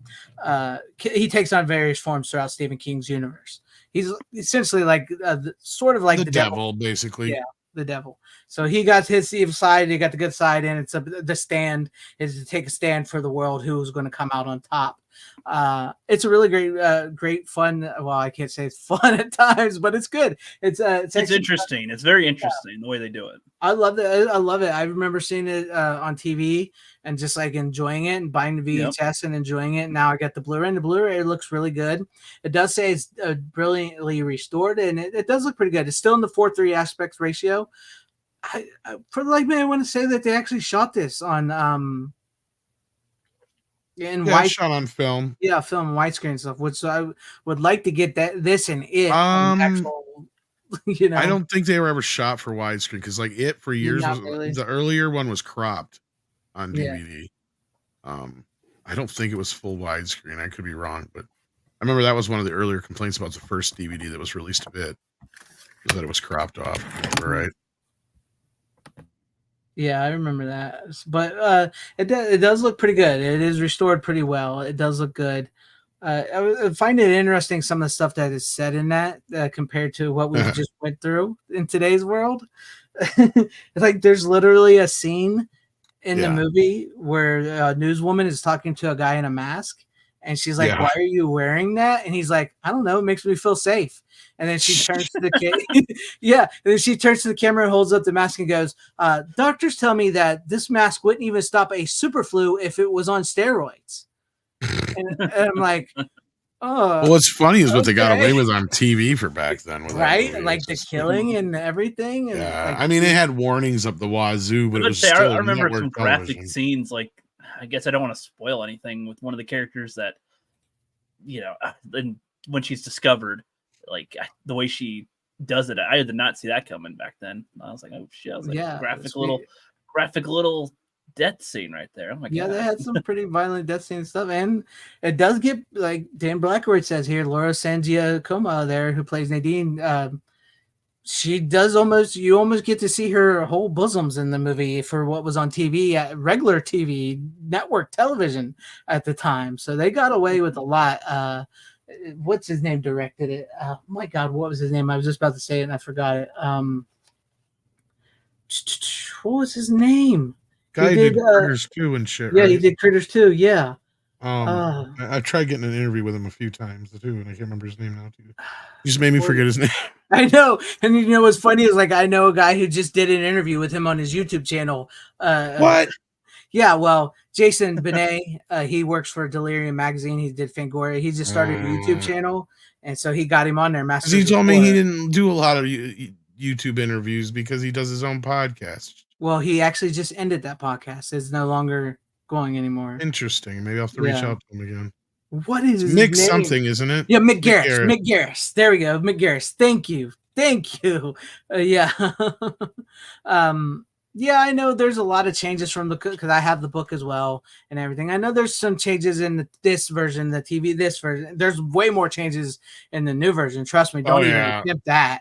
I know there's changes, but I think much like the It changes, this is something a lot of us grew up with, and so like this is our preferred version. Of course, we would like one that sticks a little closer to the book and stuff like that, but this was they changed the ending in the new one big time too. Yeah, because Stephen King rewrote a new ending for it. Yeah, new it's Stephen fucking King. horrible. Yeah, that was my point where I was still reviewing a lot of stuff where I just got to the point where I'm just like, I'm gonna quit watching shit if I don't like it after the first few episodes. Fuck this. Yeah, because it just got so tedious.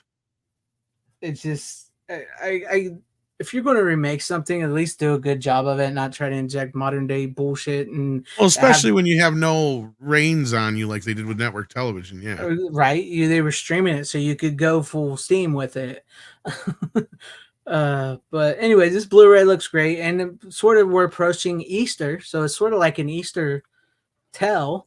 So that's sort of one of the reasons why I watched it, because yes, you're like, there's religion in this movie. It's religious. It's sort of in a religious vein. It's good versus evil. They're in a cornfield where there might be rabbits. So the hand of God comes down and saves the day and stuff. Lord. How much was it? How much was the box set?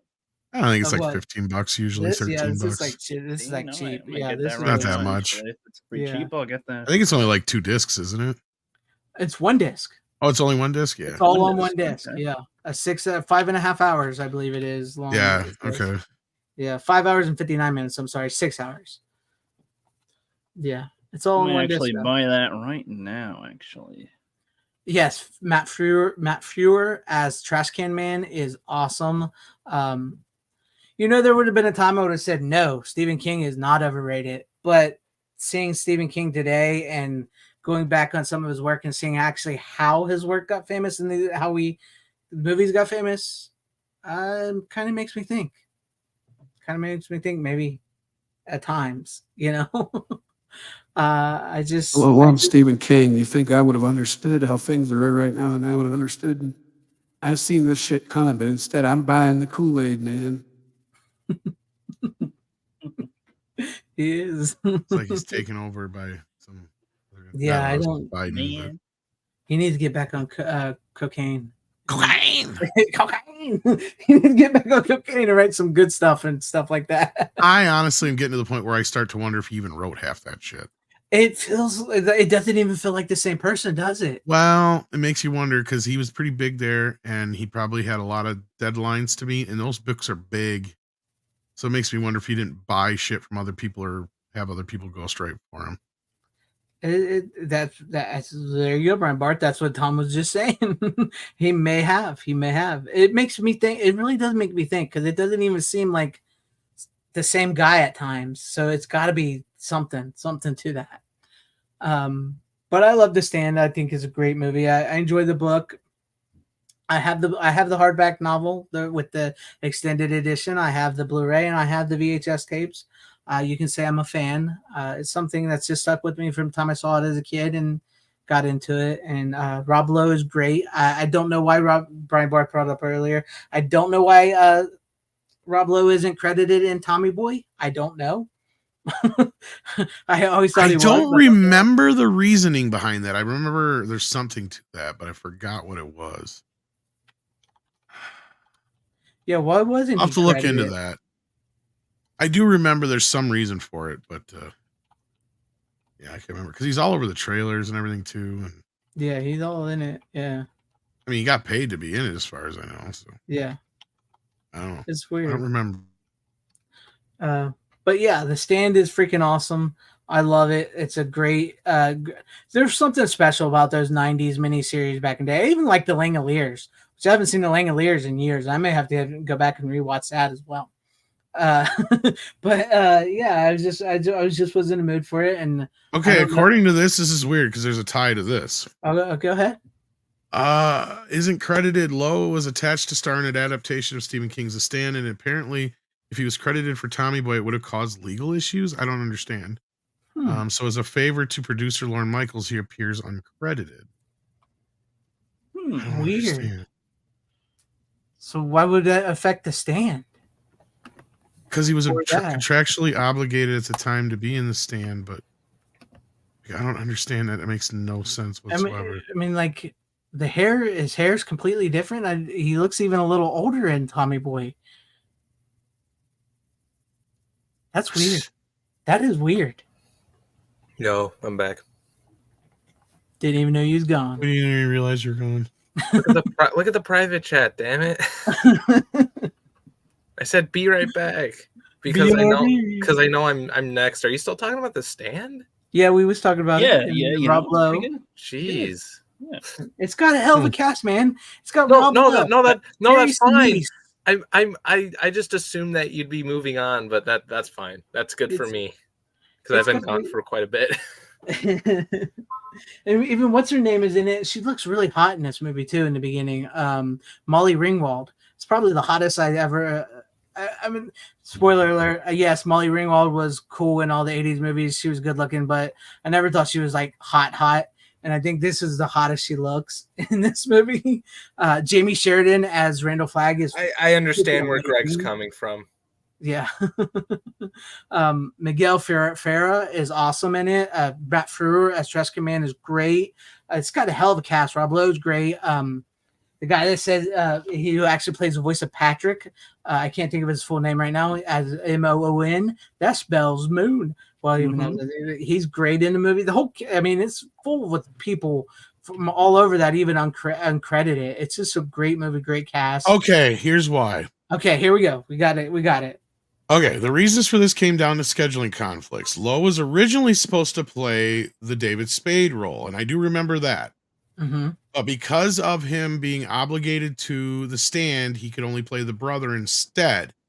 And in his Stand contract, he was not allowed to star in another film or TV show at the same time. So it wouldn't distract interest from the show. So because of that, he ran uncredited. Even though he was in all the fucking trailers for all the like, name me one trailer didn't have that. I'm a maniac. Yeah. I'm douched in mud. Doesn't smell like mud, Chuckles. Maybe it's because, like, and the cow tipping scene too. Yeah. Well, he was pretty good in The Stand, so that kind of revitalizes Clear. So of course they were going to like put him in all the marketing and everything. Even well, Wayne's World, and that's part of the reason he did it for Lauren. Yeah, I guess was Wayne's World, because Lauren got him his career back because of Wayne's World. For those who don't know, he had a bit of a bump in his career because of some videotape they got on. I believe with a slightly underage woman. I think it was technically legal, but yeah. Yeah. He had one of those those troubles, and Wayne's World, The Stand, and Tommy Boy put him all back on the map. So he gets as good, and he's great, in The Stand, especially for somebody who doesn't speak for the whole movie. Yeah. And Gary Sinise is just badass as Stu. Yeah, he will always be Stu Redman. And Joe Bob Briggs is even in the movie. So that's right, as a cop. Yeah. Yep. Yeah, and what's funny about it, he talked about it on Monster Vision. They put him in the makeup to do like his death scene, to like after he got the flu and everything, put him in the makeup. Scene's not even in The Stand, so he had spent like 4 hours in the makeup chair, and they didn't even put it in the movie. So that's funny. I got paid. I don't care. Yeah, he don't care. He just thought he's Joe Bob, man. All right, but I guess we talked about The Stand long enough. It's a great movie. If you've never seen it, highly recommend it. It's a great 90s miniseries. You can watch it and compare it to a lot of stuff we went through today, because especially within the first episode, because it's a 4-part series, about an hour and 20 minutes apiece. That first part, you'll see a lot of comparisons with what we just went through, which is kind of weird. It's almost like prophetic, but it didn't go to the end of the world, at least yet anyways. But what happened to Gary Sinise? He's a conservative. That's what happened to Gary Sinise. So there you have it. With that being said, Lieutenant Dan lost his legs. He lost his. He's got magic legs now. All right, what do you got for us, Runner? What's your final pick of the made night? from the titanium like the shuttles. Final pick? Yeah. Oh no, you got 2 more. So yeah, got lots of picks. Lots of picks. I technically have 3, but I'll just show 2. I don't care. If that, I don't know, unless you don't care, and I could show. You said you had 4. How'd you get 5? Just start showing something. I found out that I'm taking a day off tomorrow, so that's why I minimized it. But I could raise it up if you want me to. If you don't, that's fine. Just show what you want. Just show what you want. All right. Whatever you got. We were talking about Cronenberg earlier, and I mentioned another friend of mine who stayed at my place at night, and we were just up late watching movies and shit. And this is the movie we watched, and it is another Cronenberg film. Videodrome. He's becoming a fucking film snob student. But that's okay, considering he's like the rest of his class are like, we don't even know who Cronenberg is. Which is sad. I know. But have you motherfuckers even seen Citizen Kane? They're like, what's his Twitch? Man, this movie though, this is my favorite Cronenberg film right here. I think it's like a fucking 10 out of 10 movie. It's fucking brilliant. It's a good movie. I mean, it's what's his name? Oh my god, James Woods. James Woods and Debbie, what's her name, is great in this movie, and she's smoking hot. So, and I got a question, Greg. I'm pretty sure you have the Blu-ray for this, right? Yeah, I have the Criterion Blu-ray. I've been wanting to get the 4K. So yeah, mine looks like that. Yours looks like this too. Yeah, Criterion does the exact I same have it thing like too, that. Yeah. No, but this shit's fucking cool. I got Yeah, this that's at awesome. I got this at their sale. That's but, actually a rare, decent cover for Criterion. Normally, their shit is so I agree. fucking vanilla lame. Watch it. We'll get those Criterion hounds in our comments and our stuff after this. I love Criterion stuff, but I'm sorry, their fucking covers are either lame or vanilla as hell. Like, I gave them the vote for the worst cover of the year for that Citizen Kane case. Oh, my yeah. God, was that redonkulous? That was terrible. But like, okay, like the Videodrome cover, and like there's two other Criterions that I have in my pile here that are actually decent. Otherwise, they're just like the basic kind of covers, right? I mean, they're they're not. In fact, I don't like how they look because they remind me of they look more like a DVD than they do an actual Blu-ray or 4K. So it's like hard to tell half the time. But anyway, at least with this one, it's like a slip. So. That's what I'm saying. I like that one. They did a good job on that one. Yeah, and it actually looks like you're pulling out a fucking VHS. Yeah, I like that too. So like that attention to detail is cool. And there's another Criterion thing that I'm going to show next that actually has some really good attention to detail in it. It's a more recent release, but yeah, like Videodrome, I got a kick out of this. It's a great movie. I fucking love the concept. It's a good movie, yeah. Like okay, you got to understand. My friend and I were pretty much at the same page. Like we just fucking love just movies that have just some batshit crazy concepts in it. Just fucked up crazy concepts, and that's what Cronenberg is so good at. Like I feel like it's what people like Ari Aster try to do but fucking fail at it, in my opinion. Like I don't even think they try. I mean, it's their own style and it works for some people, but I don't fucking know. Like Cronenberg does it better. That's why it is kind of shocking where it's like if you're a film student, you should fucking know who Cronenberg is, because like this dude, like at least when he does stuff like this, it's fucking incredible. Like The Fly. Scanners. I mean, he's no David Lynch, but oh man, speaking of David Lynch, I have something in the pile. Fuck yes. And if you can believe it. If you can believe it. It's a Friday once again. I like David Lynch too, but I need to watch more of Lynch's stuff. But like at that point, like at the point when I watched Crash and Videodrome, like I was like kind of in a Cronenberg kick. Yeah, no, I get you. Time. Yeah, sometimes it happens. Cronenberg's a weirdo too. He's an actor as well. I know. Pops up. Oh, yeah, check him out in that Clive Barker movie, which Nightbreed.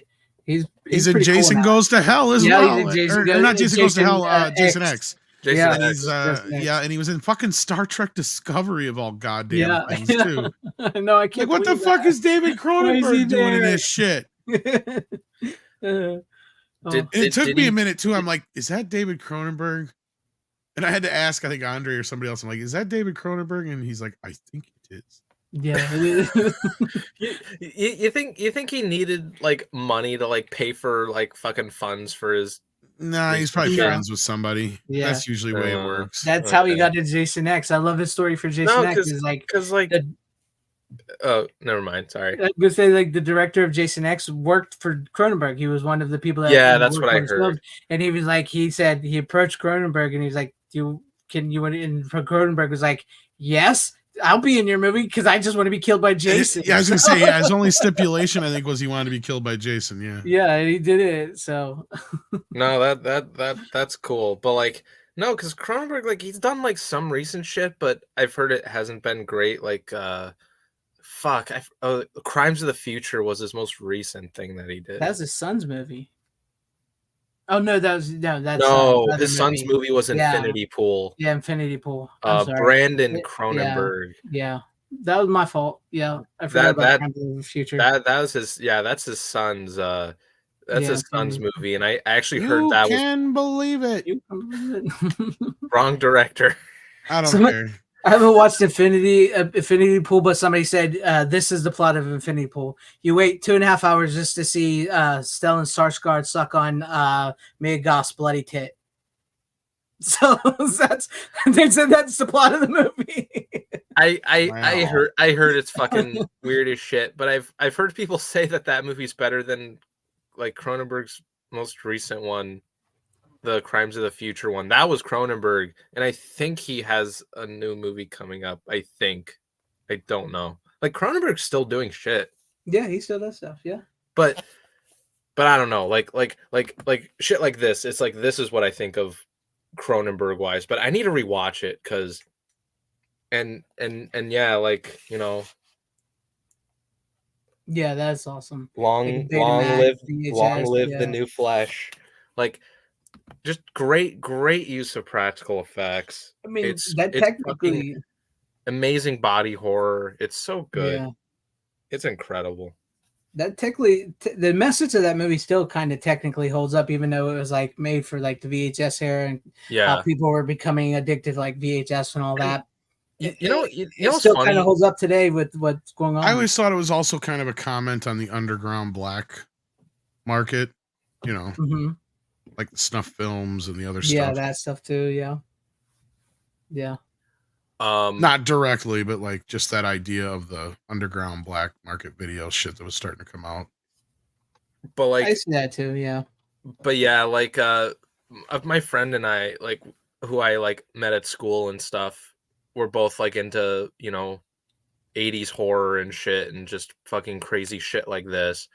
Like it's funny because like I had written a short script for a thing that I'd like to make sometime soon, and it's like somewhat inspired by Videodrome, or like the concept wise. I know what you're talking about. There's a bit. Yeah, I told Rookie about this. I'm not gonna say anything. I liked his idea that he had. There you go. But that's coming from the guy who doesn't like Gremlins. So what does that tell you? So yeah, that's true. I literally just gave Rookie a pitch of the idea, and he surprisingly liked it. I'm like, all right, but I'm not sure if Gregor. I don't know if Rookie is a good gauge to pitch a movie to, but then again, he is the audience they're trying to pitch to. That is the thing. Plus, we're both like, oh, that's signed by Joe Dante. Oh, damn. holy shit! Nice. Yeah, he was selling them on his store. Awesome. Oh, I thought you like met him or some shit in person. I fucking wish. Yeah. that would have been cool. All right. Well, I need to rewatch Videodrome so I could talk about it more, but I did watch it like a while ago. It's been a good 20 years since I've seen it. I have the 4K. I just haven't watched it yet. Yeah, I have the Blu-ray. I watched like parts of it just to see the transfer, but like because I didn't own it on 4K the time I watched it, I think I watched it on like Amazon Prime with my friend, and it looked relatively good even for like a digital version. I was like, I wonder if this is the 4K because it looked fucking good. Yeah. Okay. Yeah. If you say so on streaming, but it's not the true representation of the 4K. But I bought it. It's probably not, but it looked good. Like visually, I'm saying, like it looked like a restored version of it. But I have the 4K. That's all that matters. Yeah. I fucking own it. Yeah. I fucking own it. You own it, buddy. You own it. You own it. I own it. It comes with discs inside. No streaming. Quick question before we if you're done or whatnot. Yeah, I'm done. Runner, this for you. It says, do any of the film students know films of the 40s and 50s that you're with?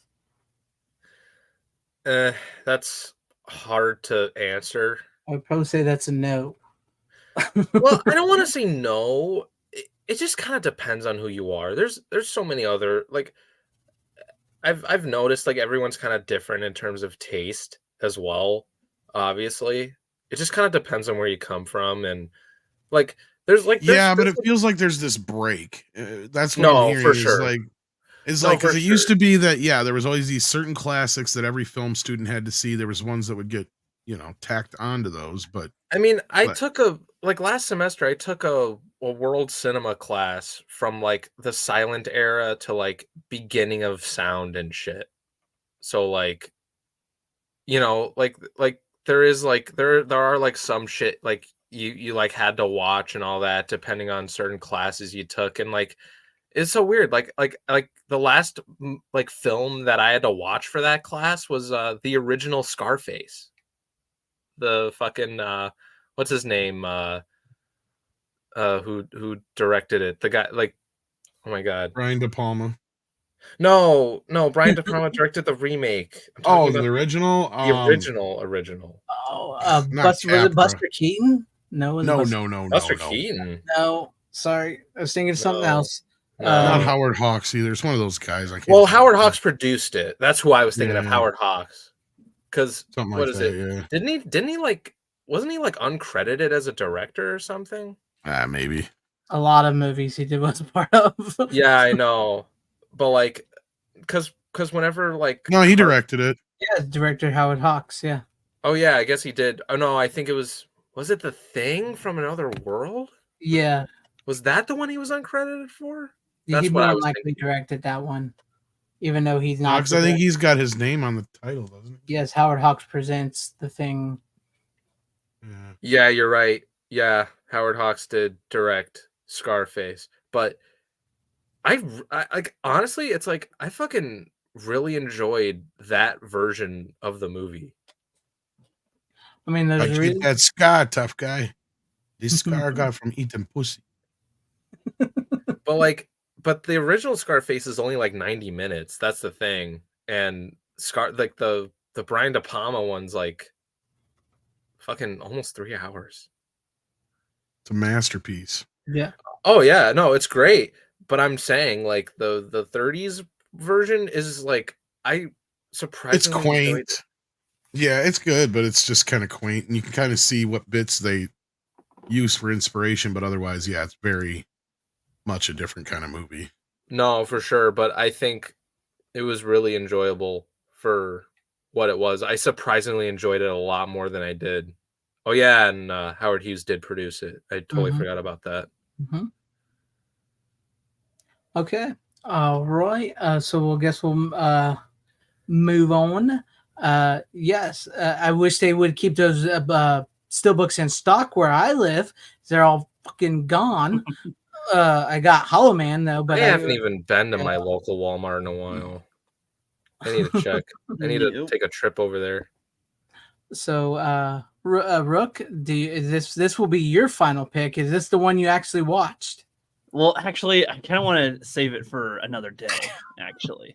Oh my because we have Runner here, so we have longer show anyway with it. So I'm gonna save it for next time. So you passing on? Yes. So for Pete's sake. Tom, I guess it's or would you rather I pick out a nice, lovely 80s movie to watch and go, oh my god, yeah, what is this? Whatever. Anyway, moving on.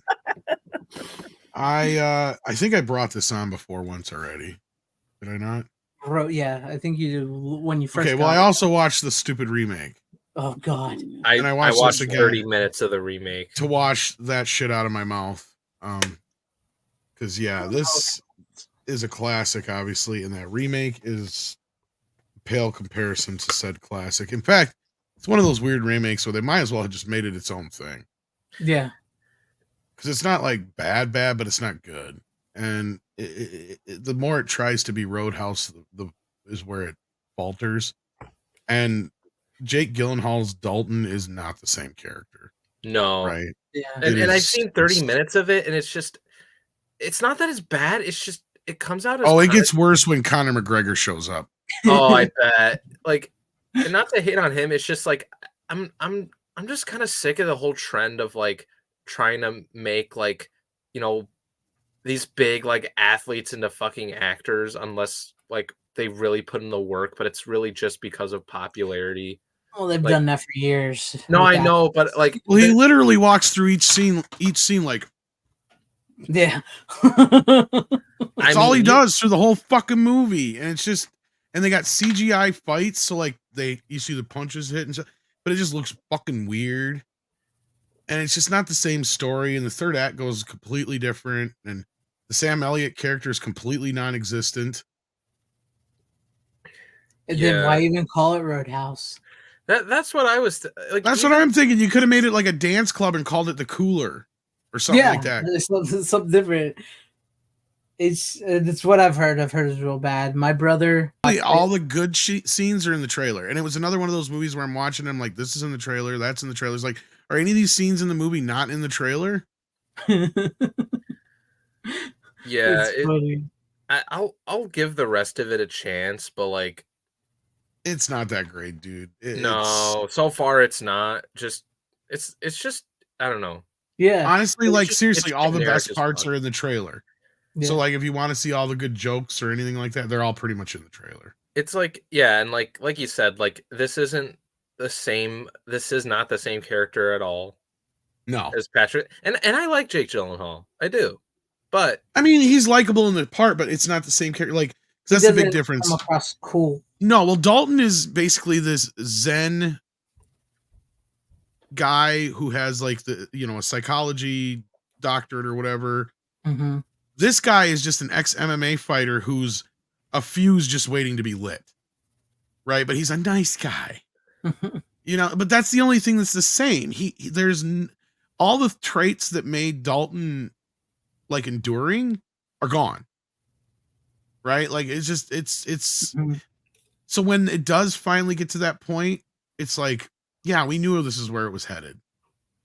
Right? Like it's so fucking obvious.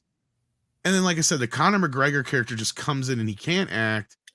And each scene is the same goddamn thing after the other. Like it's like it's a beer commercial or something, or a razor commercial every time he shows up. It's just fucking weird. Yeah, that's what that's what kind of felt weird with like this movie for what I've seen. It's like I think Doug Liman's a decent director, but I feel like he's just phoning it in as a director for this movie. Should have just done something original. If it was something original, and I would have been like, if it was in the same vein, I'd have been like, probably found it more enjoyable. But like, that's my problem, is I have to compare it to Roadhouse, which is an extremely enjoyable film. Yeah, and they've already it doesn't give me those vibes at all. It's like, no. You could like, here's the thing. If you would have called it, like, if you would have given it an intriguing title of its own, I probably would have been like, this is cool. That's what I'm saying. Just change the location from a bar to a dance club and call it the Cooler. Otherwise, keep it in Miami, all the same shit. Because that's the other thing, is the bad guy's motivation is completely different. Like in this one, it's just a typical 1990s bad guy motivation, right? He wants to get his hands on the bar. Mm-hmm. So he can build some fucking resort. Yeah. It is so fucking cliche. It's like, you know what? That's what I love about the first film. Even though they've never admitted it, I swear it's loosely based on that true story. And I keep forgetting the guy's name. But basically, he was this big ass bully who ran like a small town mafia. And the entire town killed him. And nobody went to prison for murdering him because nobody would say who did it. Oh. They've made movies about this guy before. I think Brian Dennehy starred as him. Yeah, and basically that's pretty much obviously what this character in the original film is based on, right? Mm-hmm. He has no real motivation other than he's just a fucking tyrant, and he goes after anybody who doesn't follow along with what he wants and pays his little dues, right? Mm-hmm. So it has nothing to do with like he wants the bar or some shit, right? He just wants Dalton gone. Yeah. It's because Dalton's a problem.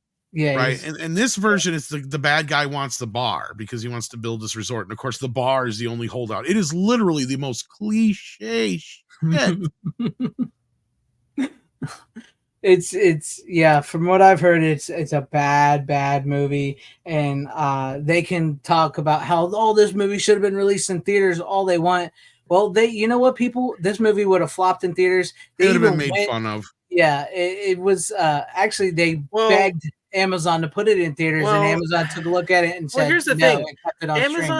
Amazon gave Gyllenhaal and what's his name, Doug Liman, the offer. Oh, you can release it in theaters for this budget, or you can have a higher budget and be released on streaming. And they picked the higher budget for streaming, so it's kind of their fault for picking that budget. Makes absolutely no sense, because it ain't going to make. Well, that's no where money on Gyllenhaal, streaming. I think, didn't Gyllenhaal, I think, come out in defense of Amazon in that respect. Like he's like, we always knew it was going to be for streaming, so or something like that, or Yeah, no, because Doug Liman, like, I guess he was like wanting to boycott the South by Southwest premiere of Roadhouse that they did because, like, oh yeah, because he wanted it in theaters, but they weren't going to show it, which was my understanding, and yeah, like I've heard like mixed reviews of it already when it like premiered there because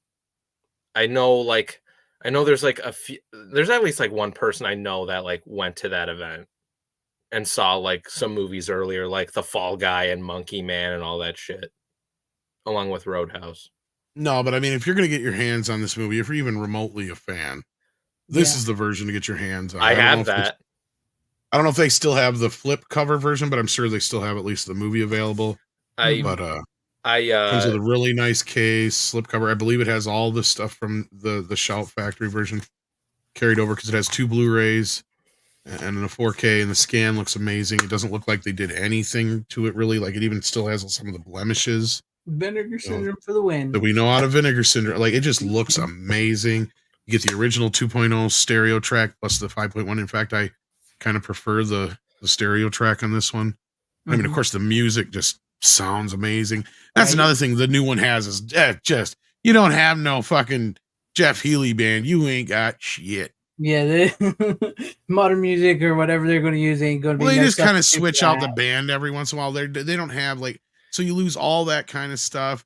The relationships are kind of switched around a little bit. Like instead of him dating the daughter or the niece of the guy who owns the auto parts store, he runs into this girl who's like a young teenager at best. And trust me, that's not the love interest. And her dad and her own this bookstore. So that's kind of replaces the auto parts store. And basically all the same shit happens to them that happens to the auto parts store. But then he meets this other girl who's a nurse, just like in the original film. Only she, of course, is the daughter of the sheriff who works with the bad guys. Oh, of course. I didn't go that far. No, I know. And like I said, Runner, you have no idea. It gets worse. Because it turns from not even just being a remake of Roadhouse to just cliche 90s fucking every cliche you can fucking think of, dude. It's like, did they just literally pull every cliche into this besides what Roadhouse was? Wow. Because like you don't have the Sam Elliott character, right? You don't have I assume half of the same motivations and shit. And it's just like yeah, it's from all accounts from I've heard, it just is horrible. And yeah, and I mean, forgot it's a modern Western on top of it all. That's where the sense of humor comes from. They're trying to take it way too seriously, right? Like there's funny moments in the movie, but all those are in the trailer, guys. Like I shit you not. Just go watch the trailer. All the little funniest bits are in the trailer. If you even think those are remotely funny, go for it. But you're not going to probably enjoy the film. I'm also not a huge fan of like some of the cinematography in it too. Like it looks horrible. Yeah, like the way it was shot, green screen stuff. The way it was shot, like kind of bothered me. It feels like the fights are shot in this funky way that you can tell it's CGI, so they can actually have contact, right? Plus, they have this weird new version of shaky cam. I wouldn't even call it shaky cam. It's more like fight scope. Right, because you're going in and up and around. It's just the weirdest fucking shit. So you're right. Like most of the fights clearly were shot in front of green screen so they could manipulate all this shit, and it looks weird. Like, I mean, if I will go back to the Bourne shaky cam any fucking day over this crap. I'll be honest. The trailer lost me when it shows him in the hospital and she's patching him up, and he says nobody wins a fight, and that's just like I'm like. That's not even the same as Patrick Swayze sitting there going, "Pain don't hurt." I mean, that's fucking cool. When he also says the same line about nobody when he actually has that same line. Yeah, I know, film. But it's just like it's one of the few lines in the movie. There's only a handful of lines and bits. I mean, that's the thing. They change shit up enough that it's like, really, you could have just changed a couple more things and not made a Roadhouse. I know it's just going back to where I started with this, but I think it would have made it a little bit more enjoyable. Gyllenhaal's likable enough. I can't really speak for any of the other characters. Like the one girl, the teenage girl, you can't understand a fucking thing she's saying. Oh, that's Yeah, you're not wrong. I have no idea what the fucking problem is. It's because she's got the Invisalign or what. Like the first scene she's in, you can tell she's ADR and you still can't understand her. And it looks horrible because her lip sync is way off. And then and then you got her in the next scene. It's like, okay, so that scene's actually, you know, dialogue recorded on the site. You can tell. But it's like, so I'm like, what was she less understandable before, or what was the problem? Because you still can't understand a fucking word that's coming out of her mouth. That's sad. It's like Bane in the Dark Knight. And she's got this weird tick too, where she's all like, all the time like this. That's what she sounds like. And it's like, did she fucking use words? Or was it just sounds? And she's always like, ugh.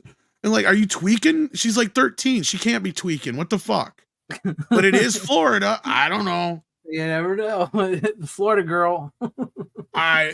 She's clearly not a professional actress, and if she is, I don't know where she got her training, but she's fucking horrid. Not trying to pick on the young girl, but it's the director's fault for picking her. Yeah, she's just not built for movies. She's awkward, and I mean, I'm sure she's obviously I hate saying it, but they're obviously DEI inserts, but yeah, which are all over in this movie. Yeah, the bar owner is also a DEI change. Yeah, it's a black female now instead. Yeah, I noticed that. Which is another part that was stupid, because he keeps asking. Gyllenhaal goes, "Why is it these guys have such a bone to pick with you?" And she won't tell him. Then she finally lets it out that he wants the place. It's like, why couldn't you have just told him that to begin with? Like, that's not even a big fucking secret or something. Like, what the fuck? It takes that long for him to figure it out himself. Yes, so it's so stupid.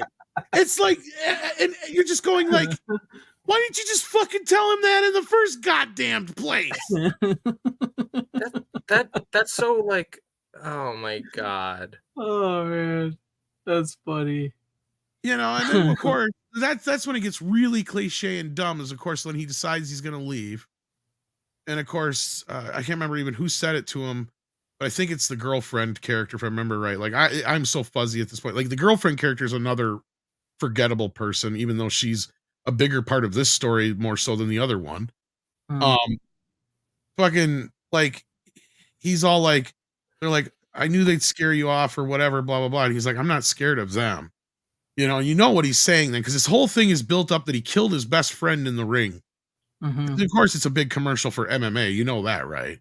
So they have constantly flashing back to MMA stuff, and then through this thing, they show this flashback. The dreams. Yeah, because what he did is he went too far and killed his friend. So it's like not even close to the original version either, right? Because the original version, you get the idea that maybe he didn't kill this guy out of completely self-defense the way the story's set up, and you can tell that his weak spot is a woman, and that's even set up through, Sam Elliott and the way he talks, and the whole thing is kind of there. So you kind of get it, he has a weak spot for women, and when women get involved, he goes a little ape shit.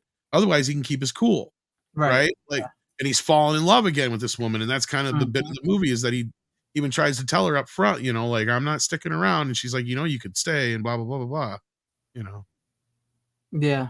I mean, there's some bits in it that were kind of funny that if it was its own thing, right? Like it would have worked. Because honestly, and people, I don't know if they really would have compared it to Roadhouse as much in a negative way, because that is a cooler's job, right? Is to be a nice guy. There's a bouncer and there's a cooler. And that's one thing that they do differentiate in Roadhouse. And that's kind of where you could have had here is that this guy is a good cooler, because that's what Dalton is. He's not a bouncer. People misinterpret that. Cooler is the guy who comes in, he runs the bouncers, and he does get involved sometimes, but he's usually the guy who not only has the most training, but he's also the guy who is generally there to de-escalate the situation before it turns into a fight. So that's why Dalton's whole thing is be nice. No matter what, I want you to be nice. Because that's how you cool shit down. And if you can't be nice, then he'll tell you when you no longer have to be nice, right? Like that's the whole point. So that's what a cooler's job is. He runs the whole joint. He makes sure that the bartenders are safe, bartenders aren't stealing, skimming off the top and shit like that while he's also watching these other boys. So there's a whole movie that could have been done here that's through that guise, but just got a little bit more into it and a different character in a different place, a different setting. Boom. It's practically a different movie. So there you go. Yep. Anyway, we spent way too much time talking about the remake. We did, didn't we? The original is That's what amazing. we thought. And if you haven't seen it, Rook, what are you doing with your life? It's one of the most manliest movies ever made. Yes. That's another one to put on the list now. You have to see Roadhouse. It's You awesome. have to see Roadhouse. To the Roadhouse and got myself Prior. a beer. Prior was only ever referenced from Peter, Roadhouse. Great fucking music from Jeff Healey Band. Oh man. Yeah. Ripping thirds, kicking ass, boobs. Even Swayze ass. So well, this is prime Swayze here too. Yeah, That's the other thing. right. Like this is where they credit him with inventing the 90s mullet. Right. Because there was a difference between the 80s and 90s mullet. Mm-hmm. It was This funny is basically Mel Gibson hair, but yeah. Yeah. It just looks different on him. He did pulled it off in a much cooler way. But it was funny. They did ask somebody I did see that where they asked Jake Gyllenhaal in like one of the interviews online or whatever, how come there's no female nudity, and they shut down the interview and he left. And then the Roadhouse says like, oh, okay, because there's the way to go there. But anyways, there is actually at least one set of tits or two in the is there? Yeah. Because I heard there wasn't any.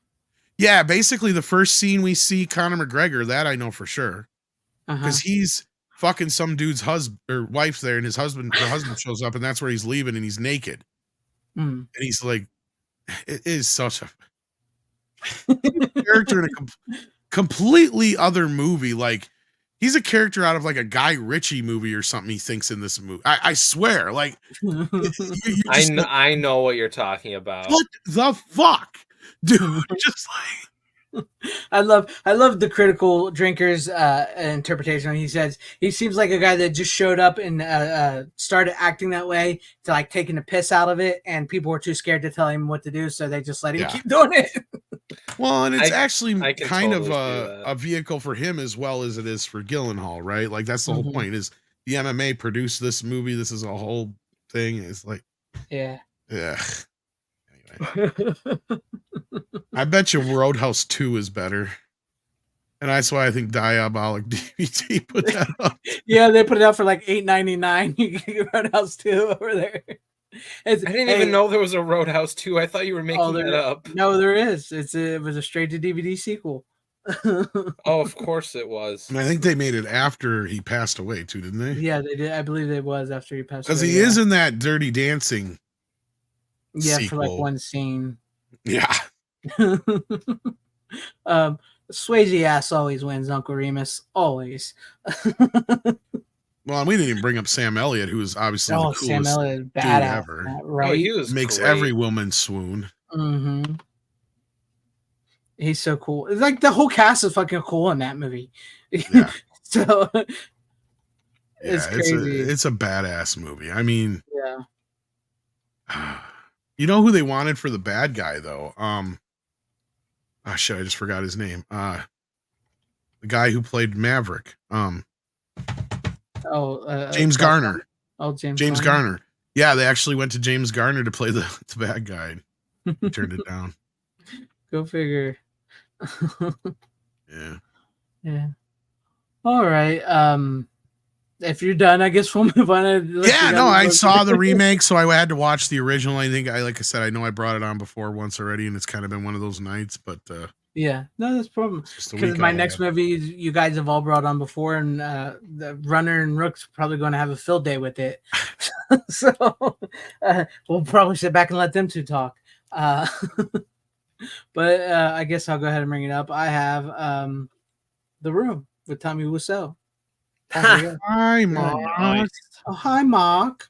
I did not hit her. I did not. You're tearing me apart. Do you have The Disaster Artist to watch with that? No, I haven't. I was going to wait till I got it, but I needed a movie for tonight. So It's good, but if you get a chance to actually get the book on tape, do that first because it is a totally different experience. You get the whole enchilada, and you got Greg Sestero doing the narration, and he does an amazing fucking version of what Tommy, and it sounds just like him actually. Yeah, I do suggest getting your hands on that first. It might even be on YouTube by now. I'm gonna have to do that because I have never seen The Disaster Artist, and I want to watch The it. movie's good, but it Really? leaves out so much. Right? You're Right. just like, I mean, it is a good watch. Maybe actually you should watch the film first, then do the book. Because I Okay. did it the opposite way. And I mean, I love the movie, but it was such a letdown that there was so much left out. Oh. I can see where you're coming from with that. I'll be completely honest with you guys right now. This was actually my very first watch of The Room, all the way through.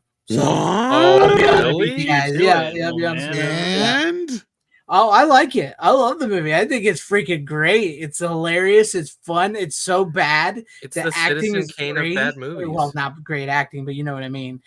It's one of the best first movies I've ever seen. You're tearing me apart. You're tearing me apart, Lisa. Why, Lisa? I Lisa, give you why? everything.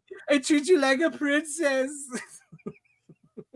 I love it. It's so good. I love it. That's why I said I actually was asked to watch that. Everybody just loved each other. Yeah. Dude, I watched The Disaster Artist like a day, like I think like 2 days like after I saw the screening I went to, because I watched it in 35 millimeter at the Music Box. That was fun as hell, and Tommy was there. It was great, and I got to meet him in person. I still feel bad that I had to cancel my order through his website, but it was just taking too damn long. Too long for it. Well, and that's why I heard it's because he does his own shit. So he's Yeah. probably all busy doing something. And it's just like, yeah, dude, I've been waiting. Oh yeah, I mean, he literally makes a living off of this fucking movie. I mean, you watch the special features. He lists like 10 different things he plans on doing with this, and none of it has come to fruition. So that sounds. Isn't there a about rumor right. that he has like a 3D version of it or something? Yeah, shit like that's what he's talking. He talks about. He's got a 3D version coming. He's got a cartoon version coming. He's got a book written on about how he shot in 35 millimeter and digital at the same time. Oh, Lord. None of that. I'm waiting for the 4K. Exactly. Dude, that's the weird thing about it is like it's projected in 35 millimeter, I think, like at the presentation I was at, but at the same time it is shot in digital as well, so it's kind of weird. So they use the digital version to do the 35 millimeter. Is that what you're saying? Yeah, I don't know. No, because like at the place I was at, like they do have a film projector that they show for like they present with films and shit. Like I saw Eyes Wide Shut in 35 millimeter with a friend. I know they showed Dune in Dune 2 specifically in 70 millimeter over there, and as well as Oppenheimer last year. So they do a ton of film presentations, some digital, but mostly projection film. Well, with The Room, he says he shot in 35 millimeter and digital at the same time. I know. I know. So it's like, it's kind of weird, but like in the website, it's like it was promoted. Like it says that the format being used is 35 millimeter all around. So maybe like whatever was digital was compressed into film or some shit. As far as I know, he just, I was gonna say, I think he did the 35 millimeter version for the main versions. Yeah. He just had the digital as a backup.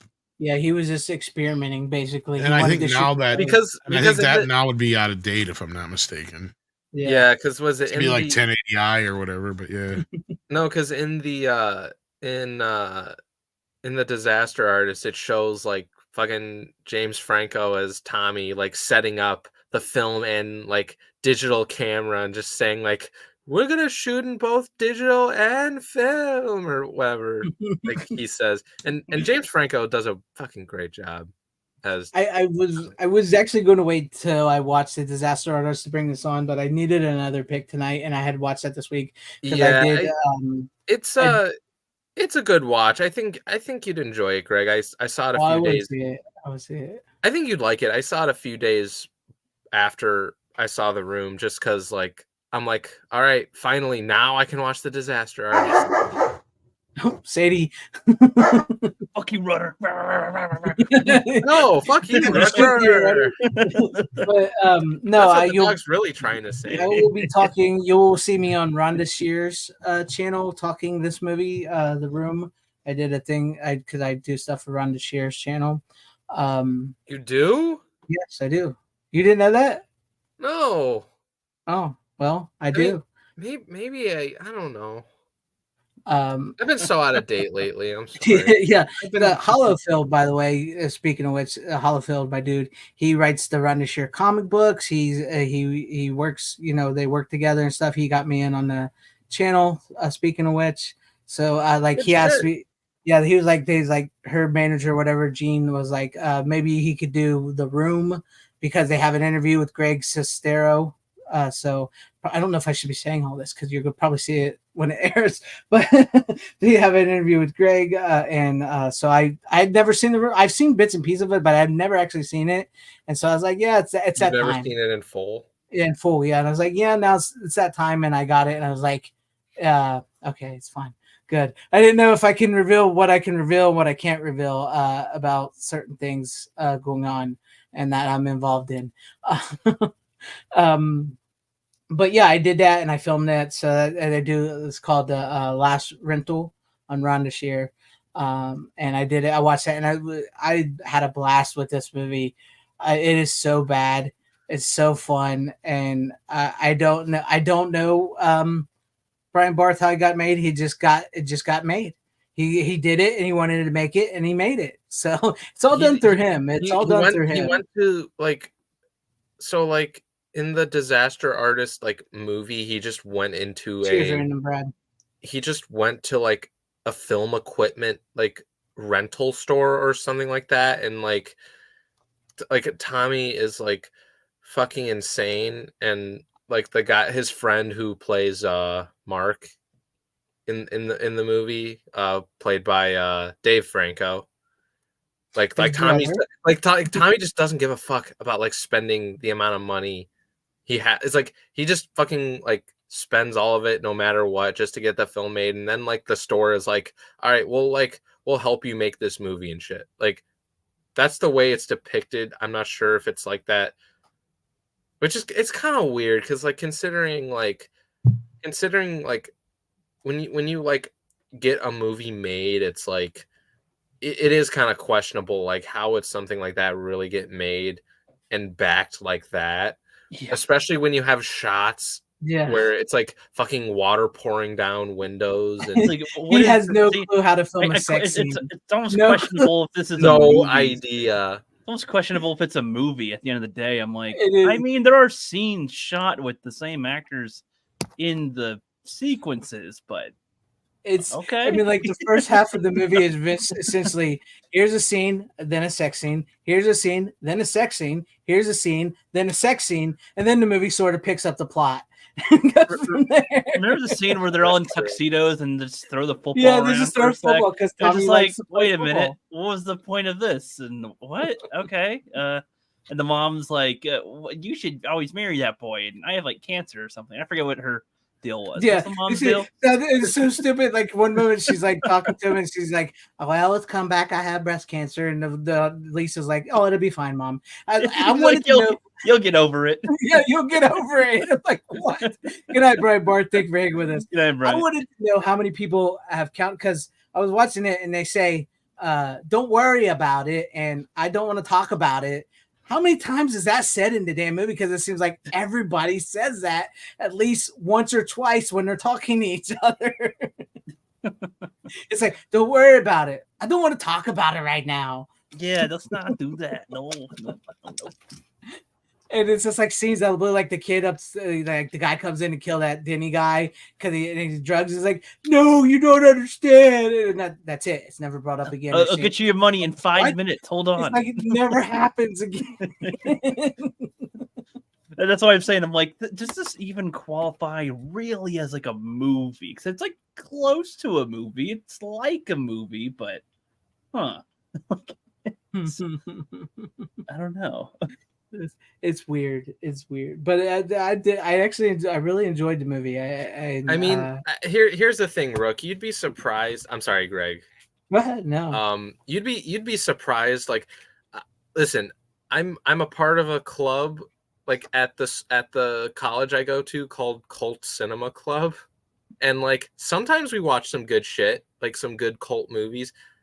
but then there's some dog shit that they'll watch because like certain hosts will like pick a certain like thing to watch like per week. And oh my god, I don't know if you've seen this movie, Greg. It's with Martin Short. It's called Clifford. Yes, I've seen Clifford. It is one of the worst fucking things I've ever seen in my You life. like Clifford? That's a great movie. Fucking oh no. No. Charles Groban, he's a little kid, man. It's so fucking funny. It's great. Bro. My fucking... You gotta understand when I say it's great. Like I think The Room. No, is a great I know. movie, I know. It's not a good movie. You know what I mean? You gotta understand what I'm saying here. No. I know what you mean. I personally could not fucking stand it. Oh, I think it's a fun watch. I fucking hated it. Like I gave it a 0.5 star on Letterboxd. That's how much I hated it. You're like, bring me on some Midsummer instead. No. Oh God, no. See, Brian Borth agrees with me. Clifford is not great. Oh God. The dinosaur and the everything, and he wants the girl. It's a great movie. It's fun. Martin Sheen is Short is a genius. I almost said Martin Sheen. Dude, this shit was so horrible though. It's great. It's so bad. Okay, so like we'll watch some shit like that, but like okay, like some other shit that we watched, like Freddy Got Fingered, that was fucking good. Really, that was like one of the worst movies ever made, and people Freddy don't even like is that. Hilarious. He's probably singing that's the point of the movie. It's supposed to be bad. I couldn't even make it past like the first 20 minutes of that film. Really? Yeah, it was so bad. You want some sausages? Some films are ones that are like, you know what? My brain won't let me continue this without having an. Yeah, I can see Rookie not liking it. I never really liked it, but I get why people like it in an annoying way. That's kind of that's kind of the point. It's like I know it's bad, but it's like Rip Torn. I'm not even sure if he's acting in most of it. Like, I think he's fucking serious. Like when he's all like, "What the fuck are you doing? Are you fucking retarded?" Like I think he's really just being serious at that point. Like he doesn't know what the fuck Tom Green's doing. That's what this motherfucker's crazier than me. See, but I think that's like the charm of the movie because like he like wrote and directed it too. Like that's kind of the thing. It was and one of those movies that I cannot believe, and I'm sure that Tom Green through the whole movie is like, I can't believe they gave me the money to make this movie. Yeah. No, literally. I mean, it was produced by Fox for fuck's sakes. Do you know that's on the Criterion Channel now? Yes. There was a hot second when Tom Green was like this thing. Yeah, he was pretty I wouldn't big. say necessarily popular, but I mean, guess you could call him popular. But like, here's the thing though, Freddy more Got notorious than popular. Yeah, like Freddy Got Fingered is one of those movies I wouldn't watch by myself. Then I'd probably turn it off after 20 minutes. I literally said that to my friends. I'm like, okay, if I hadn't seen this with a fucking crowd of people, I probably would have like fucking left. You know what I mean? How did we get to Freddy Got Fingered from The Room? We were just talking about bad movies. That's why. Like we're talking because I literally explained like The Room, it was like a field trip. Like from like most of like the members from that club, and we just went to like the city, took a train to go see the movie, and like we met Tommy. It was fucking great. But we also watched Streets of Fire recently. That was fun. It's a good movie. That's a good one. We watched Shaft as well. Good movie. We watched Bad Influence. That was. I don't think I've seen that one. That was with James Spader and Rob Lowe. Maybe I've seen that one then. Is that from the 80s? 1999. Really? Okay, then I don't think I've seen that one. We watched another like really bad like slasher called Night Killer. That was pretty bad. But I kind of liked it at the same time. I don't know. You've probably seen it, right, Greg? Explain it because the name doesn't sound familiar. Night Killer. Okay. The creature, it's literally a dude trying to kill this girl, and he's like wearing a Freddy Krueger-esque mask. It's like a rip off of. Don't think I've seen that one. But I love a slasher flick, so it's see, I'm not even too sure if you like that one, just because it is like, I don't know, it's cheese as fuck, but I'm not sure if it's the kind of one you dig, if that makes sense. We also watched Elvira, Mistress of the I love that movie. I love that that movie. was good. That's a great movie. That was great. So like literally the whole like club is like you're gonna watch some hits and misses. Like that's literally what the whole thing is. Oh, that's cool. That's But cool. like I'm not gonna lie, like their horror club, which is like once every like twice a week or something, like some of the shit that they show, I don't know. Most of those are misses in my opinion. All right. Well, But yeah. there you have it. That was so yeah, like I like to my point, like Rook, you would be surprised of the amount of shit that I've seen where it's like, yeah, how is this like a fucking movie? But like, yeah, there's a ton of that fucking shit out there where you're like, how the fuck did this even get made? Yeah. Well, there you have it. I enjoyed The Room. I plan on seeing The Disaster Artist soon, very soon, once I get my copy. If you want to see me talk The Room on Rhonda Shear's channel, that should be coming in the next couple weeks over there. So there you guys have that. Yeah, it was a fun movie. I enjoyed it. I can see why so many people get into that movie now. I see it. I totally get it. But Tom, you don't have any more. I don't have any more. Rook, you're decided not to show yours. So, Runner, do you want to show one more before we close it out? Debbie Does Dallas. Debbie Does Dallas. Yes, no. One day that will be on here. I watched this sometime last year because one of my friends from school just fucking loves this movie. It's one of his favorites.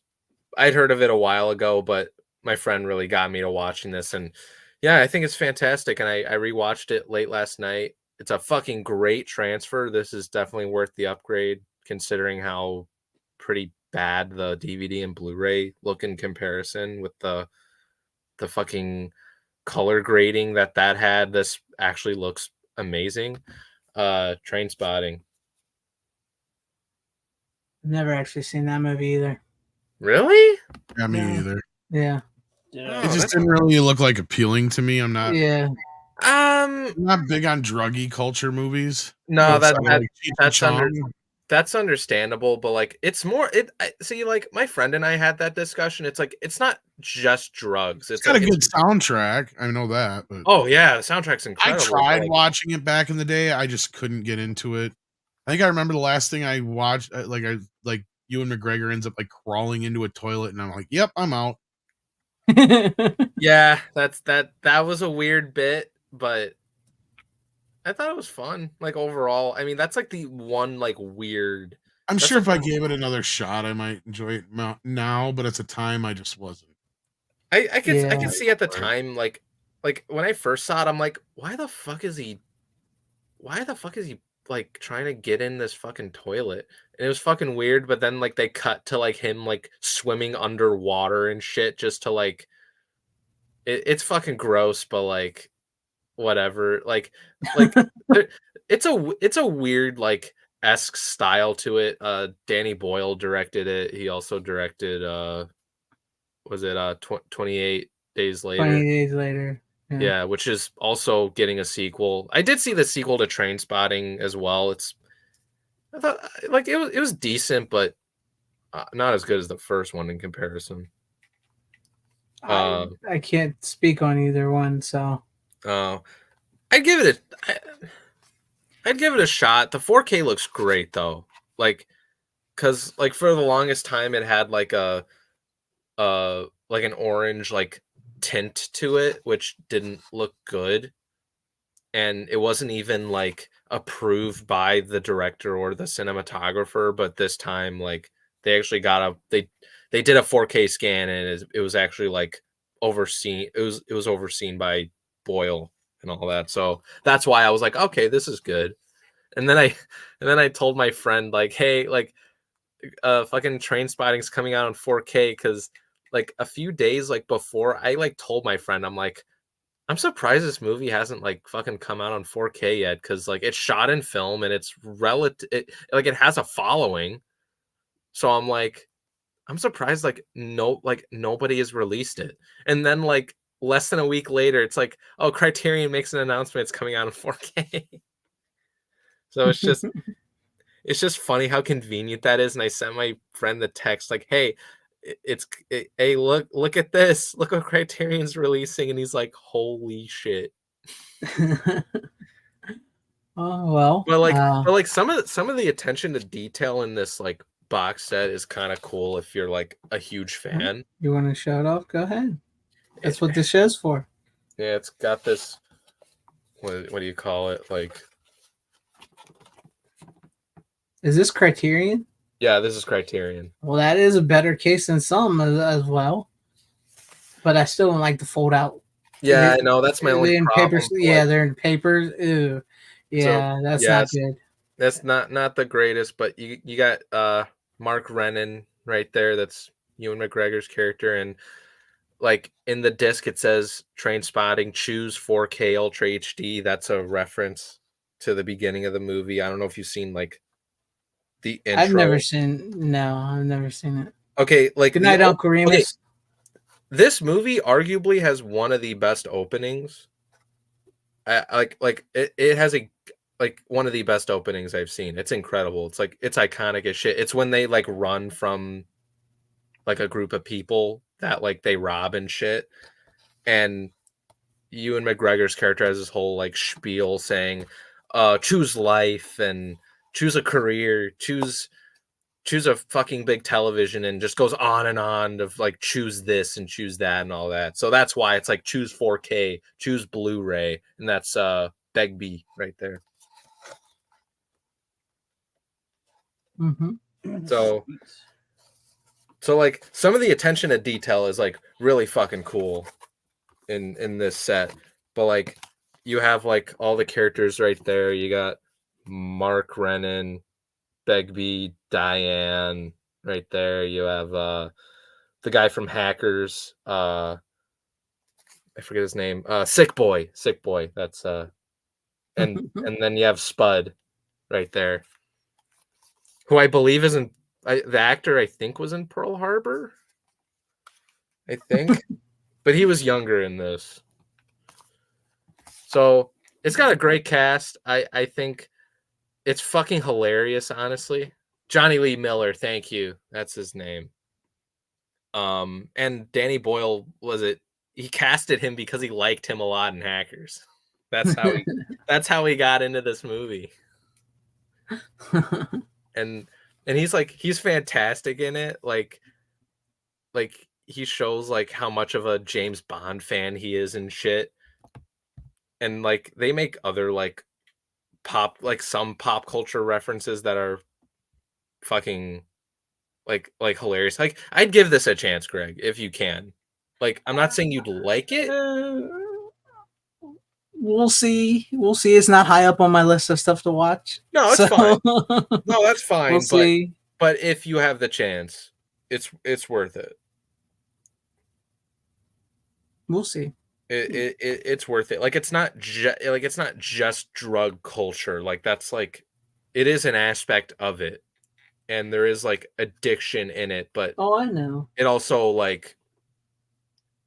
tries to like I guess isn't much of a spoiler, but like it's kind of like whatever. And not that you care too much, but like McGregor's character Rennan, he basically like he leaves all of his friends and just fucking tries to like be healthy and all that type of shit later on, and tries to live a happy life and all that stuff at the very end. Like that's basically how it ends.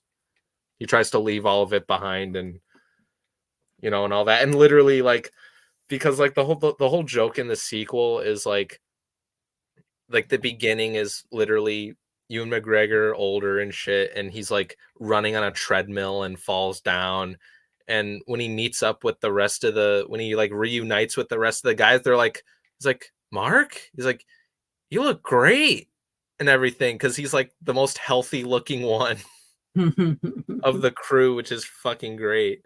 So like there's so that's why I'm sort of like, you know, with the right like direction and the right like people involved, like I am looking forward to a sequel to 28 Days Later, which I think is going to be called 28 Years Later.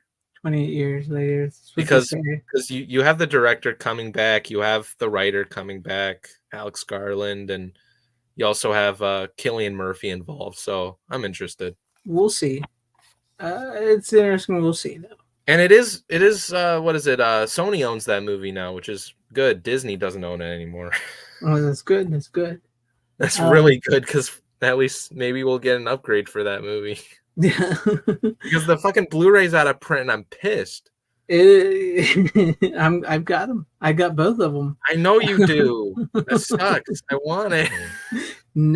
I'm never getting rid of it. I know you're not gonna get rid of it, but all right. I guess that'll do it because Rookie decided to hold off on his pick, and I have no more, and Tom don't have no more, and so there you go. To be fair, Steven, deleted scenes. I just want to comment on is I still need to watch Slim Dog Millionaire. That's one I need to watch. He'll never watch it. Shut up, Jeremy. It's my brother. He's not wrong, but he's probably not wrong. But no, I would give this a chance in all seriousness. Maybe. I don't know. I always liked Sunshine, Danny Boyle's Sunshine. So I need to watch that too. But isn't that Blu-ray out of print too? I don't know. I got the Blu-ray, so I'm not worried about it. I know.